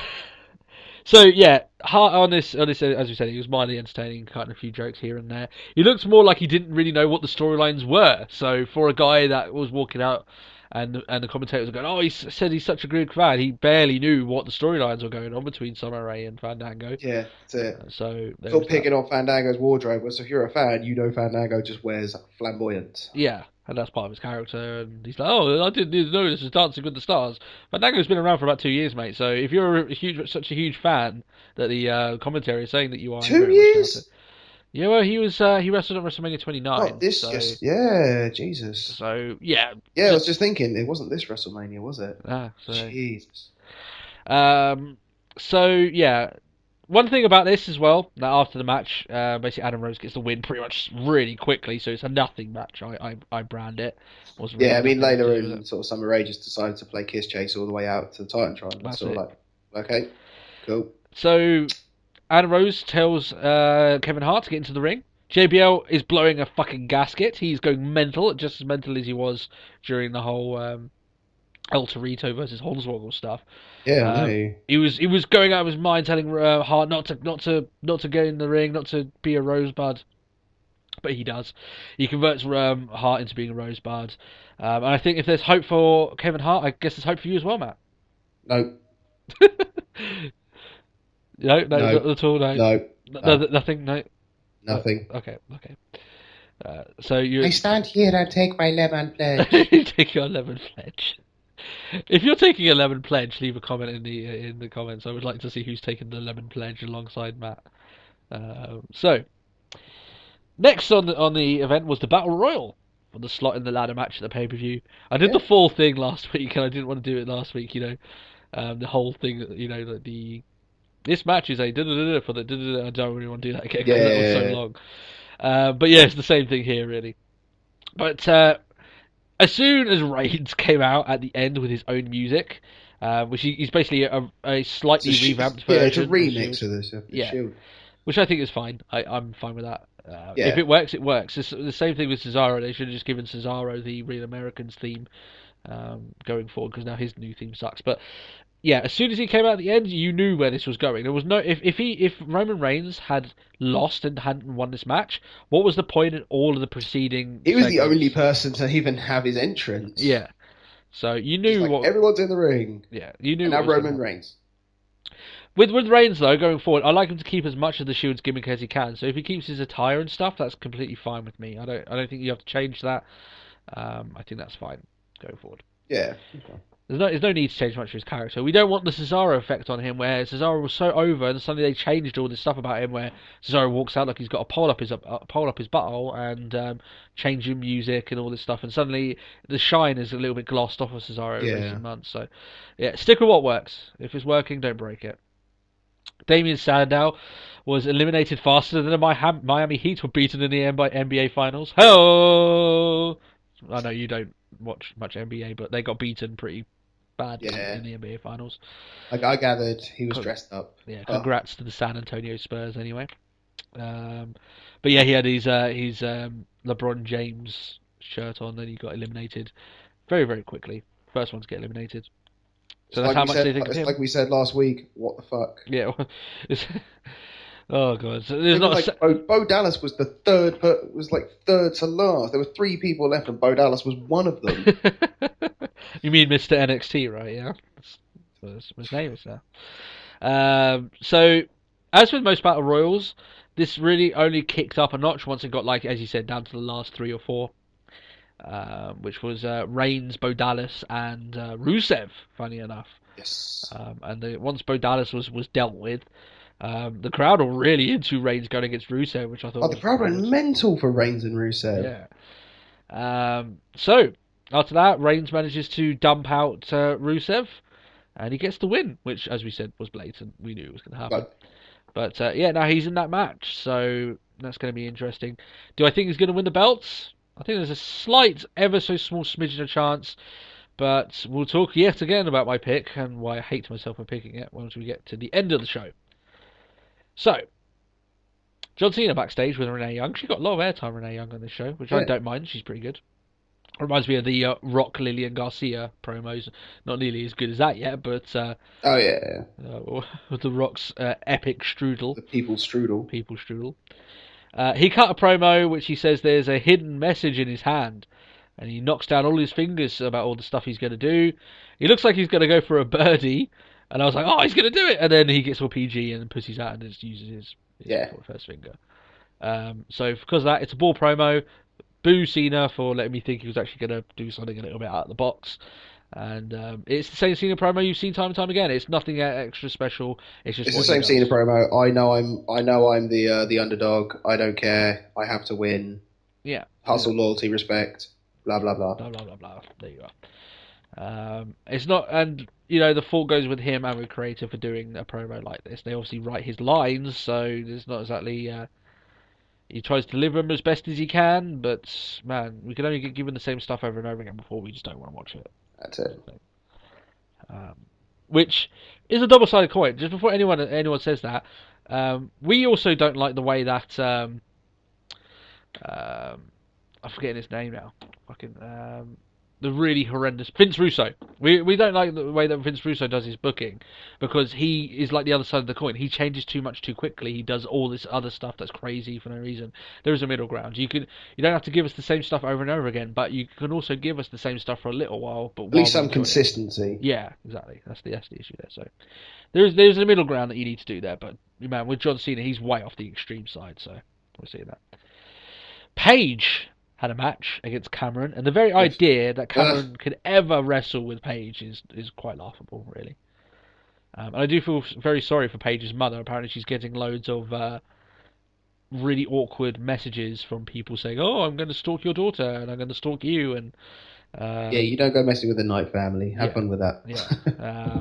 But I do feel sorry for her, because obviously, she, Paige's mother is obviously wrestling. They've got They've never met Paige. They've clearly not met her. Yeah, but what I mean is that it's still awkward. It's still invasion of privacy and everything like this. It doesn't matter who you are. It's not nice. So I did hear a story about that going forward, and as we said, we know a little bit of the background around that family, and they're very well respected. But it's not about that. It's about, you knew it was going to come, with Paige coming into prevalence, that the shit was going to start happening. It's just sad that it does, really. Sad people just sending these messages. So. Some people are just... My opinion, which doesn't matter, she probably should just start up a new Facebook page and make it private. That's what I do. So that way you only let people that are on your friends list see it. Otherwise, you never know who's looking at your personal information. So, moving forward from that. So yeah, the very idea that, as we said, the very idea that Cameron could ever hang with Paige is just stupid. I prayed to the heavens that they weren't going to give the same match to Paige that they've been giving her, the smash and grab win against Cameron of all people, to have Cameron dominate her throughout this match. And luckily they didn't have that here. It was a fair match, shall we say, which still isn't right. It was a bit of a to and fro match. Yeah. But it's a nothing match. It was Cameron wrestling. Yeah, there was nothing to this match. Bad. Yeah. There was nothing to... What's the point in having Cameron fight Paige? If Paige beats her, which is obviously what you did, it doesn't legitimize Paige any further. It doesn't do anything for Paige at all, really. So I'm genuinely shocked he hasn't had a match yet against Nikki Bella or something like that. Yeah, with someone of their premier divas, shall we say? But obviously, yeah. I mean, I'm about to use the term very loosely, but one of their better divas. Yeah, very, very loosely. But yeah, the match was pointless. WWE are beginning to drop the ball with Paige. I think they've missed the Thunderbolt, unfortunately, with Paige. I think she's still going to be fine, but they could have done so much more. She's capable of top-level matches night in, night out, and she just hasn't been given the time to as soon as she's put on the main roster. It's almost like the actual, the Raw writers have never seen an episode of NXT in their life. Yeah, they need to. They need to watch NXT and see these guys. You book her exactly the way that she was booked in NXT, you've got a star. That's the way it is. It's the way it's done. You book her as a warrior, as a fighter, and she's trying to do that the best she can in the ring with her headbutts and all this stuff, and wrestling a very aggressive style when she gets given the chance to, and it's not a smash and grab win. But I just don't like the way they've done with her so far. No. So, backstage, Goldust is interviewed by Byron Saxton.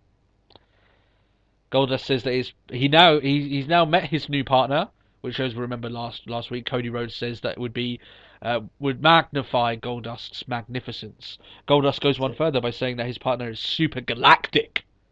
Yeah. So wow, big words here. Little did we know just what was going to happen next. It was great. Yeah.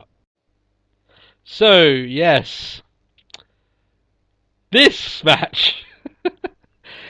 Goldust, Galactic, yes, and his new partner Stardust, which, if you haven't known or haven't seen it, Cody Rhodes is now drenched in. He's now going for his creepiest gimmick ever. Yeah, I'm sorry, but that smile is terrifying. It was utter scary. Oh my god! So, for people that haven't seen the show, I'll explain it as best I can. Okay, I don't know how to start. Right. Cody Rhodes come out. He basically molests the Titantron. He strokes it like the big furry wall in Get Him to the Greek. Anyway, he comes around and he's got all this new gear. So basically, he's got a Goldust suit on, but he's got with his stars across it instead. Yeah, and he's got face paint. But first he hid his face, didn't he? Yeah, he's got this AJ Styles thing going on with his gloves. Yeah, he holds them up and it's a star. Yeah. And then, as you said, he parted his hands, and the scariest face I have ever seen was behind it. Something that will now haunt my nightmares. Yeah. So this is where they're going now. We said before that there was one of two ways we could see this going. We could see this Cody wasn't one of them. I'm sorry, but this wasn't. I never saw this coming. Yeah, it's very rare that WWE actually do something that I can't wrap my head around, and I'm like, I don't even know if I can review this. I don't know how. How the fuck do I review this? This is so bonkers. The oddest thing is, it was Cody Rhodes, blatantly, but then it's for the mannerisms and the style, it was a completely different superstar, because he was essentially just little Goldust, because he was quite sort of wavy and a bit weird on his feet, and he had a completely new moveset as well. Yeah, It's like, he went all out. Cody did here. He was moving different. He was acting different. He was wrestling different. So for that, you have to give him props. He was completely 100% Stardust when he came out. I wonder though if his awful work as an agent suffered and maybe gave him a few mental issues, but for his character anyway. That's one way they could say it. I just did not see this coming. I don't even know what to say about this. I loved it. Yeah, I actually I thought it was okay. Now a lot of people that are saying are saying that, you know, comparing him to Willow on TNA, which I can understand why they would do that. The thing is about him coming out with this, and it may get to that point as well. That maybe the gimmick is awful, and they make it worse. We'll get to that point, but the actual debut reminded me a lot of when Brodus Clay debuted. Everyone was like, "What the hell?" Everyone was talking about it because they just did not see it coming. When Brodus Clay came in as the Funkosaurus, you know. Oh yeah. No one saw it coming. I hope that Brodus Clay reference is not a foreboding into how Stardust goes from here. And for what it's worth, I think him being Stardust breathes some much needed life into their tag team. It really does. They were going nowhere. Yeah. And for a very long time, they were becoming very irrelevant. And they beat Rybaxel. They actually beat them. So it's working. After Rybaxel were in the Battle Royale, which seems a bit... It's like, yeah, we beat a team who's actually pulling double duty. Yeah, oh. yeah. Okay. But they beat them in record time. They really did. Oh yeah. And it wasn't even Goldust who beat them. Like Goldust pretty much didn't do a lot. Yeah, it was all Stardust here. Yeah, after this match as well, after I don't know about the finisher. No, not so sold on that yet. I hope he just keeps his Crossroads, but maybe changes the name of it. We'll see how it goes from there. But it's too early to tell with Stardust. Honestly, it is. He was the number one trend on Twitter, so everyone was still really shocked. But don't point too much into that. Now to the comparisons with him and Willow, right? I think the difference with Stardust and Willow, and like I said, maybe it's too early to make comparisons yet. Yes, sure, they're both wacky. They're both completely out of the way. The problem with Willow isn't that he's wacky. Isn't because he's so crazy. Isn't so that he's a little bit unhinged. The issue of Willow is simply because his promos are god awful, and they still reference him as Jeff Hardy. When he comes out, he is Jeff Hardy with a mask. He doesn't wear much different than what he usually does when he's actually in the ring. At least for Cody, he's 100% Stardust. He's wearing new gear, wrestling completely different, whereas Jeff Hardy isn't as Willow. So, you know, there's positives to be had there. I think the other thing is, like, with Willow is the fact that he's not even... Like, is he... Like, I only saw his debut, but even on his, like, debut, he wasn't called Willow. He was, like, Jeff Hardy's alternate ego. Yeah, which I don't like. They very rarely refer to him as Cody throughout the whole of this. I think they referenced him as Cody once, and then the rest of the time it was all Stardust. They referenced him as Stardust. And nothing else. And that goes down to the presentation. You know, that if we're going to buy into this new character, then you've got to at least give us the chance to stop referencing the old one. So that's the way that it goes. And still now, when Willow comes out, he still always references, oh, it's Jeff Hardy's alter ego taking a page out of Jeff Hardy's book. He does all Jeff Hardy's moves. So there's not really much to change there, except for, you know, and as you said, maybe Stardust will get a mic in front of him and he's going to be god awful. But it's too early to make that comparison. I don't know. I honestly don't know. I hope not. I kind of really want Stardust to work.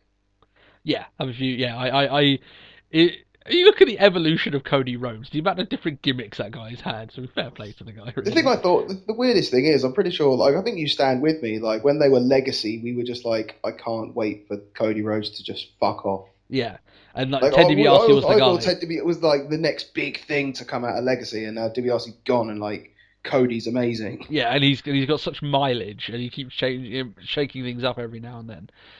You look like I said, the evolution of his character. That he was, the fresh recruit, then he turned into the legacy guy, and then he was the vain guy, then he was the guy with the mask. Then he was the slightly deranged guy. Yeah, and now he went back into being competitor, and then now he's turned into Stardust. So when they look back on different pictures of this guy's career, that's going to be pretty colourful. But then you got like competitor Cody, then you have mustache Cody. Oh yeah, like, I forgot about mustache Cody. Team Road Scholars, yeah. So he's gone through a few changes, shall we say? He's not been willing to shake things up a bit. So fair play to him.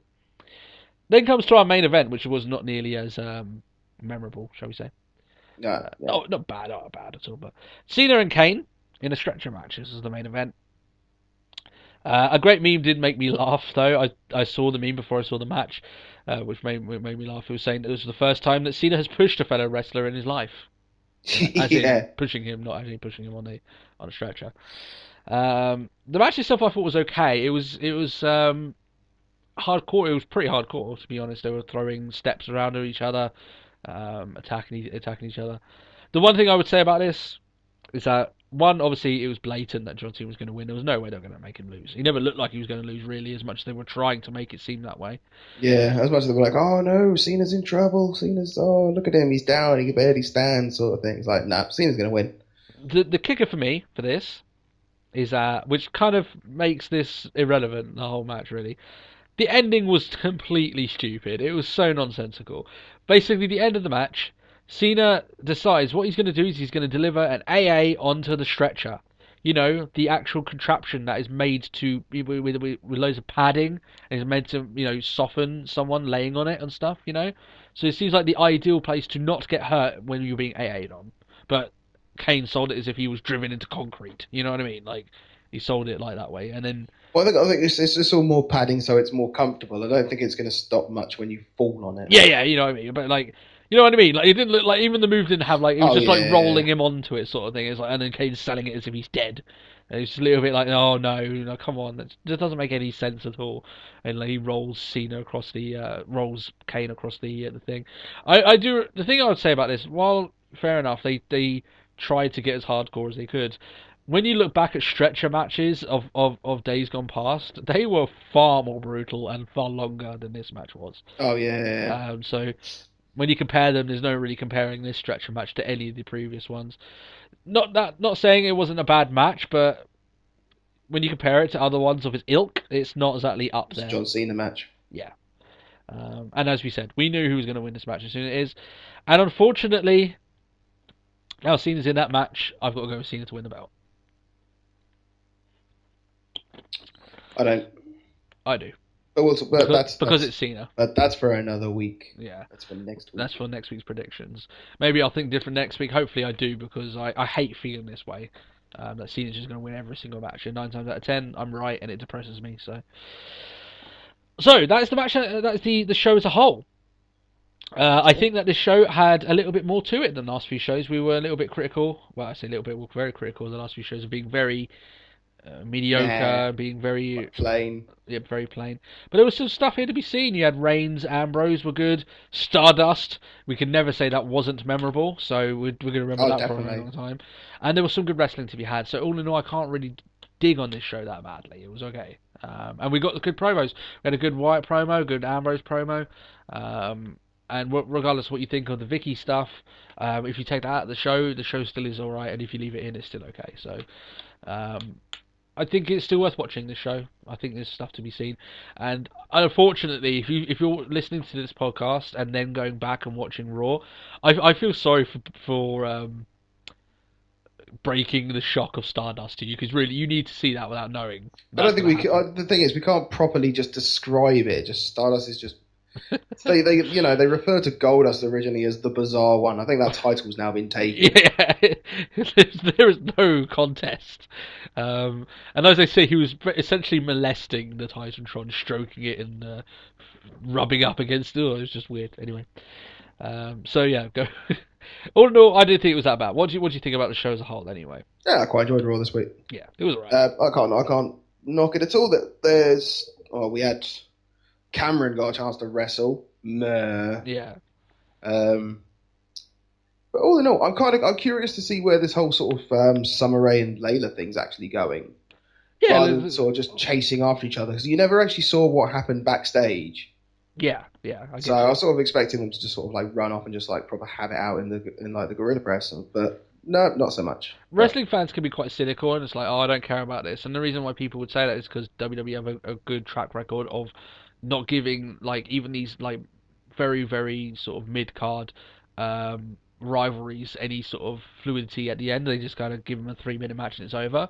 But I mean, Lana and Summer Rae, I mean, if they practice, they could have a decent match against each other. One that would make both Lana and Summer Rae are capable of decent matches. They are. So hopefully they can turn it on and they can do something good. And then that way it might make people think, oh, actually, fair enough. They actually have done a well-rounded storyline with these girls and that involved divas. Yeah, but I'm not holding my breath out. Like we said, WWE have a fantastic record of messing these things up. So, yeah, I'm not going to hold my breath out for that. But we'll see what happens. There's a few things here that we're looking forward to going forward.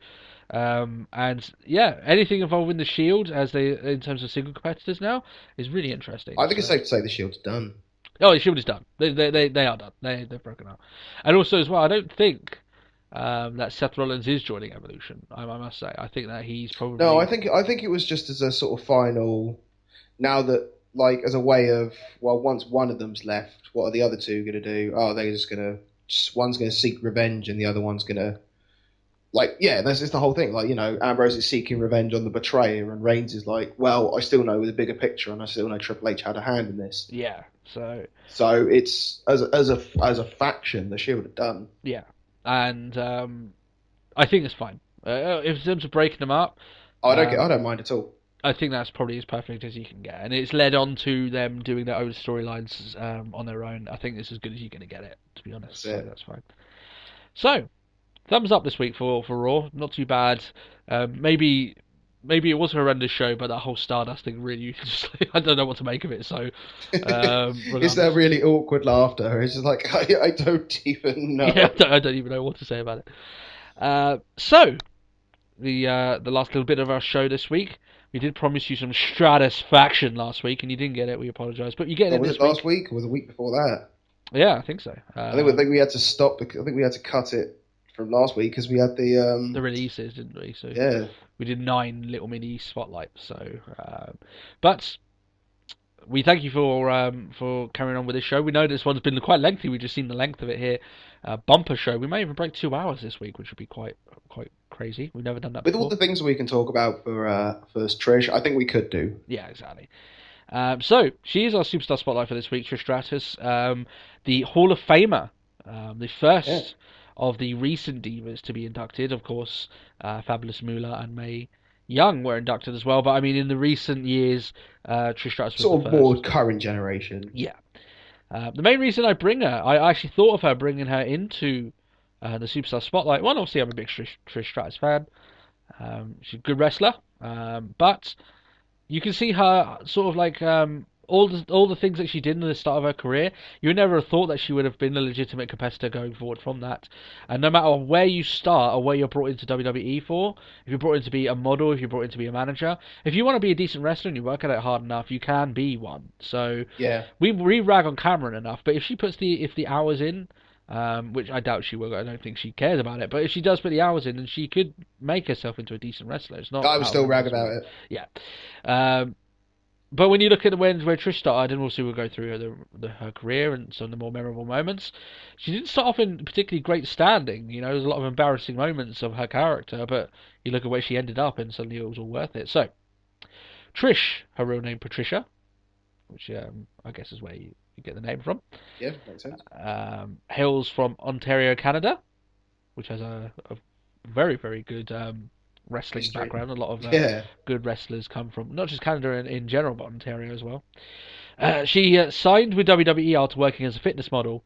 She's been working as a fitness model for a few years, and she actually worked on a radio show talking about wrestling before WWE took note of her. So she had been a wrestling fan from a young age, and obviously the honest thing is that she never even wanted to be a fitness model to begin with. It was just a way of paying sort of college fees. Yeah, if you actually want to look at her talk about her rise to WWE, from her own words, she did a couple of interviews with JR on their podcast, and was it Austin? Yeah, and I think it was Austin. Yeah, Austin that she did it with. But JR's one I really enjoyed. So if you want to go see that, go to the Ross Report on Podcast One. Good interview that they had with Trish on there. But regardless, you're here. We'll tell you about Trish's career regardless. WWE took note of her, as we said, and they signed her to a contract. More so obviously on her fitness model capabilities. They were looking at a lot of fitness models throughout their time. Back then they could wrestle, take a few bumps, because they were into fitness and stuff like that. But looked good, and they could send off to. We're talking WWE and around their sort of sex sell sort of era. Yeah, exactly. You're exactly with right. regards to their female competitors. Yeah, and she wasn't the only one that was like that. Sable was around that time who was doing shoots. Tori Wilson was in. I think she was WCW at that time anyway. But she was, it wasn't long during Trish's era that all these Playboy shoots were going on. Yeah. Oh God, what was it? The Cat. The Cat, yeah, with her water bottle. I've actually got a water bottle in my hand, but her water bottle was blocking her juggly, shall we say, from the camera in time. And she debuted as the manager of TNA, which was a very aptly named tag team of Test and Albert. Albert, as we know, is Tensai now, or Sweet Tea, or wherever he is. I don't know what he's doing. Yeah, now it could be just TNT. TNT, yeah. Test and Tensai. Test is now no longer with us. He passed away, so unfortunately. But her first bump on televised wrestling, which if I ever get a first bump on televised wrestling, I want it to be this, is being powerbombed through a table by Bubba Ray Dudley. Yeah. What an awesome first bump to have. What a way to open your bump account. Welcome to the WWE. Yeah, that's an awesome first one. Wow, he's powerbombed a lot of legendary divas through tables, has he? Mae Young to start with. Yeah. So her rivalry with Lita started as soon as her debut match on WWE television started. It was actually against Lita. She beat Lita afterwards in a strap match, which just seems something really weird in having divas have stipulated matches throughout that time. Before she actually left TNA and moved on her own. TNA wasn't a very lengthy tag team that went around for very, very long. So no, I think it was generally just sort of like, well, Test's Canadian. Yeah, that's it. There you go, you can be with Test. She did a really, really sexy promo, which you can find on YouTube, of her talking about different tables and Bubba Ray going through tables, dressed in very, very alluring clothes, shall we say. It's a very hot promo back in those days. It still is now. It was then that she was involved with the famous storyline, Vince McMahon being his bit on the side. This was much to the detriment of her character. She had sewage dumped on her, and was forced to bark like a dog in her bra and panties. So a lot of pretty embarrassing stuff that she had to do. It had to its credit though. You may think, oh wow, this is really bad. It's going to destroy their character. They kind of saved themselves because Trish actually not inadvertently, she slapped Vince during probably one of the best WrestleManias of all time, WrestleMania 17, and it actually cost him the match against his own son, Shane McMahon. So she did actually get her own back, and she almost had the betrayer. Yeah, and she turned face from that. So. That was the first time that she went face. She was face for a very long time after that. And this is when her wrestling career really got off of... really took off from there. It was more about her wrestling then and less about her features. Of course, she would always be known as being a very, very attractive woman, but she was started to really, really, really improve in the ring. She got herself injured, though. Faced 3 months out with an ankle injury. She returned and won the women's title at Survivor Series. It was the first one that she won there at that time, so yeah, quite a memorable moment for her. It was, as we said, around about this time that she really started to improve. Started leading matches, and started making headlines for her wrestling ability rather than anything else. So good for her. She went on to wrestle at WrestleMania 18. She also won the Hardcore title. Don't know if you knew that. She won it was really odd. Yeah, back in the 24/7 rule. 24/7 rule. She rivaled with Molly Holly and Victoria. She wrestled in a hardcore match with Victoria as well. And one of the things I noticed about this going through her career is that she wrestled in a few stipulated matches, and she wasn't afraid of going the extra mile in these matches to kind of make something special in a women's match. Oh, if it had a stipulation, she'll play with it. Yeah, exactly. It's not like, oh, it's it's a tables match, and it's like there will be no use of tables whatsoever until the finish. No. That would be used, and it would be used heavily. Yeah, exactly. Yeah, they made the most of when they got these chances. They really did make the most of it, and those matches were very good. They tried to pair up Stratus and Jeff Hardy multiple times as an on-screen couple, but I think the first time, like as we said, the first time they tried to, Trish injured her ankle, so they couldn't do it. They had to stop it. And the second time they tried to do it, Hardy was released, so they never actually got off the ground. They kept trying to do it. Yeah. And that actually left Trish in a little bit of limbo.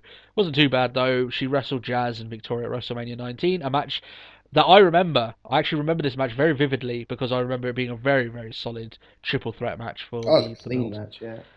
Really good match from these guys, and all the women in this match are very accomplished wrestlers. Jazz, Victoria, and Trish all could get it done in the ring. They were very, very good at their craft. So she turned heel a year after, famously betraying Chris Jericho and kissing the face off of Christian at WrestleMania 20. As a heel, Trish drops the women's belt to Lita, and the most important part of this, it was on the main event of Monday Night Raw. A moment. Biggest highlight. I think it's probably the one and only time that. Was it the only time? The only time in recent memory, anyway. Yeah, that I can recall. That a women's match has finished the show. It's a moment that both of them, when you look at their Hall of Fame speeches, both of them did, and their interviews afterwards, they both count as probably one of their best shining accomplishments ever in. Yeah. Even if it wasn't, it was a good match, but no way was it like either of their best matches. Yeah. Just the fact that it was main event of Raw. And it was main event worthy. It was a good match. It was really definitely, yeah. There was actually a bump that Lita took in this match that looks fucking horrendous. So go back and watch it, and you'll wonder how the hell she didn't break her neck, but she was bouncy, shall we say. She bounced out of that horrific fall that she took and carried on, and they had a good match with each other. And Lita won, so it was quite a cool moment there that she won the women's belt. The women's division now is so far away from achieving that same goal. It really is. It's a million miles away from ever main eventing a Raw. And there's going to be years. It's also because, like, at that point, they gave the time to develop the stories when it came to their women's division. Yeah. Now it's just like, they have beef. Why? I don't know, because they're girls and they always argue. Yeah. Exactly. Oh, they had a bitch fest on Total Divas. That's what I find. Whereas back then, it was Lita wanted the belt. Trish was the champion. They were going to fight and see who was the better on that night, and Lita was that one. So simple. When you treat them like competitors, it seems to work, doesn't it? Yeah. Funny that. Yeah.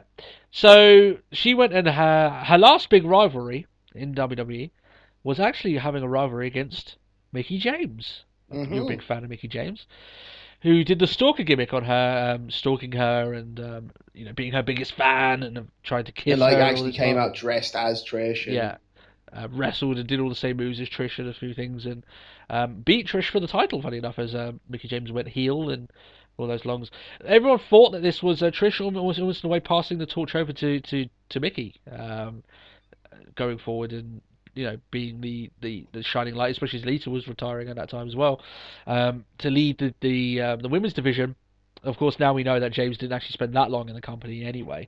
Well, she spent a while, but she was never in that much prevalence. The last we saw of Mickie James in WWE was being made fun of because she was a little bit chubby, which she wasn't for some reason. I don't know why they ever did that storyline.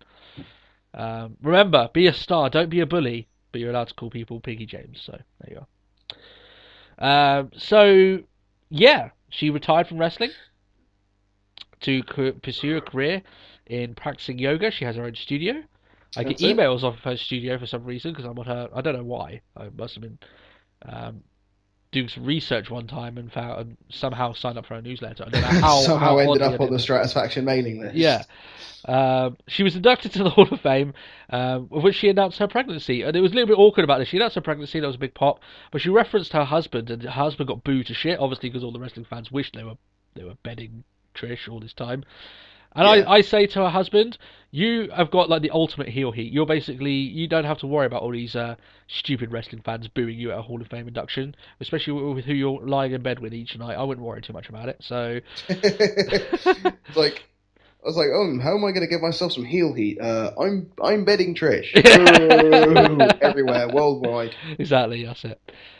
So, like I said, he got booed really heavily to the point it got a bit awkward during her Hall of Fame speech. But as I said, dude, I don't know if you'll ever listen to this or someone pass along the message, please. Just don't worry about it, man. They only boo you because they wish they were you, so that's fine.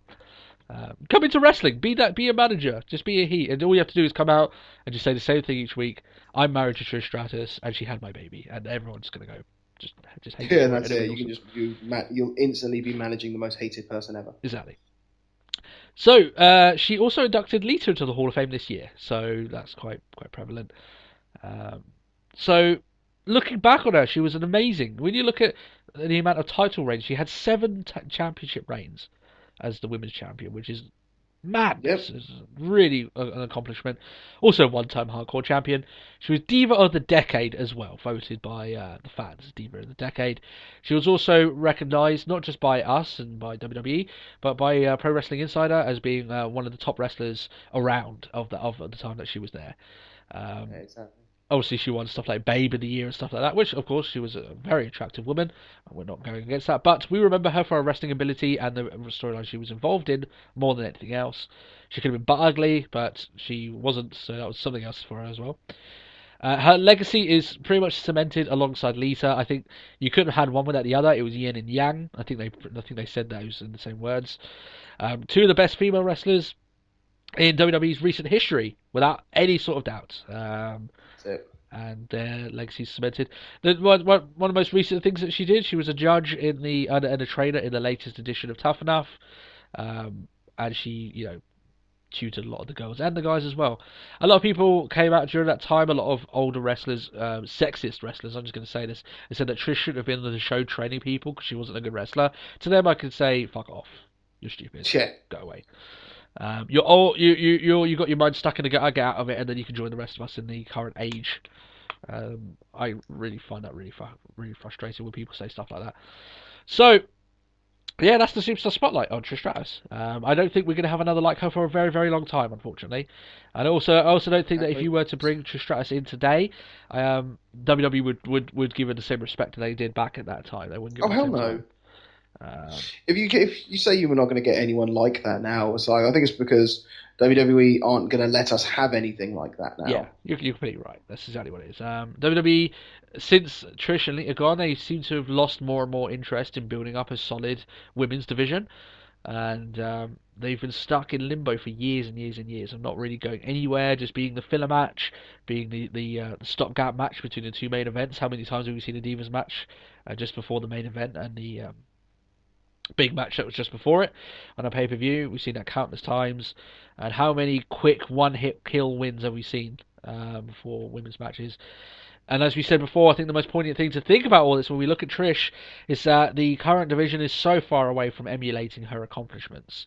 Now, whether that's down to them or management, it's irrelevant. It's just fact. That's where it is at the moment. So, bit of a shame, but Trish can hold her head up high. And where she came from barking like a dog in her bra and panties and having sewage dumped on her in a segment with Stephanie McMahon, she definitely came out of that and is remembered now in the best of lights, shall we say? Going on from there. So, is there anything else you want to add with Trish? Any memorable moments you can remember of her at all, or have I covered it quite well? I think you've covered pretty well. I am the research king. That's it. That's it. That's why I leave it to you. I'm the Superstar Spotlight master. That's how it all goes. One of these weeks, you're going to have to do a solo recording, Matt, and you're going to have to do a Superstar Spotlight, and you won't know what to do with that, mate. That's what it is. It's just bah. I don't think you'll be that bad. I think you'll be alright. I'd like to think I could hold my wind. You'll be fine. So, yeah. That's us for this week, guys. We reviewed TNA, NXT, WWE, and we did our Superstar Spotlight. I have no clue if this has gone over 2 hours. It probably has. So thank you guys for sticking along with us. So we've broken our record. We'll see how it goes once I upload this. For all the new subscribers, I'm really happy that we're getting new subscribers every single week. Every single week, it seems like every single time I log in, we're seeing new people on there and people watching it, liking it. It makes us quite happy that we're getting such a positive response. But you know what? While we do like positive response, and if you want to give us positive response back, we're more than happy to take that. But if you have any sort of positive criticism that you'd like to ask, say about the podcast, be free to leave that as well. We're not absolved from criticism. We give it to a lot of Raw and wrestling ourselves, so we're definitely not absolved from that. I just want people to know that they can let their feelings be known, as long as it's in a concise manner. If people just post up crap like, "Oh, you suck, I hope you die," then I'm going to block you from the channel. We haven't had that yet, but consider yourself forewarned. Like, whoa, easy. Yeah. Have I learned from doing gaming videos that if anyone says stuff like that, I just remove them from the channel. I've got no time for them. So you can expect that on here as well, so you won't be able to hear any more Let's Talk Wrestling. But that being said, if you've got any questions for the podcast that might be aired on future episodes, then leave a comment down below. If you want to help us out, then share our video around. I know a few of you have done that, because I get notifications when you do so, and I really do appreciate you sharing it all over the place. And apart from that, if you're a new subscriber, well, I'm saying new subscriber because, of course, if you're new to the channel, you would have subscribed. Of course, you liked what you saw, and you would have subscribed to the channel. Hit that subscribe button, that way you won't miss any episodes. Next week, we're going to have an extra one, as I've been teasing the interview with my wife on the channel. We're recording that tomorrow. I know that you're looking forward to seeing that, Matt, so Interesting to hear, yeah. it'll be interesting to hear. She's an interesting person. So we'll get that done. That'll be out next week, and obviously we'll have another episode with our predictions for the pay-per-view next week of Money in the Bank. But I think I've promoted ourselves probably better than Paul Heyman could, so we're going to be out of here, and we'll catch you guys next week. See you soon. Bye bye.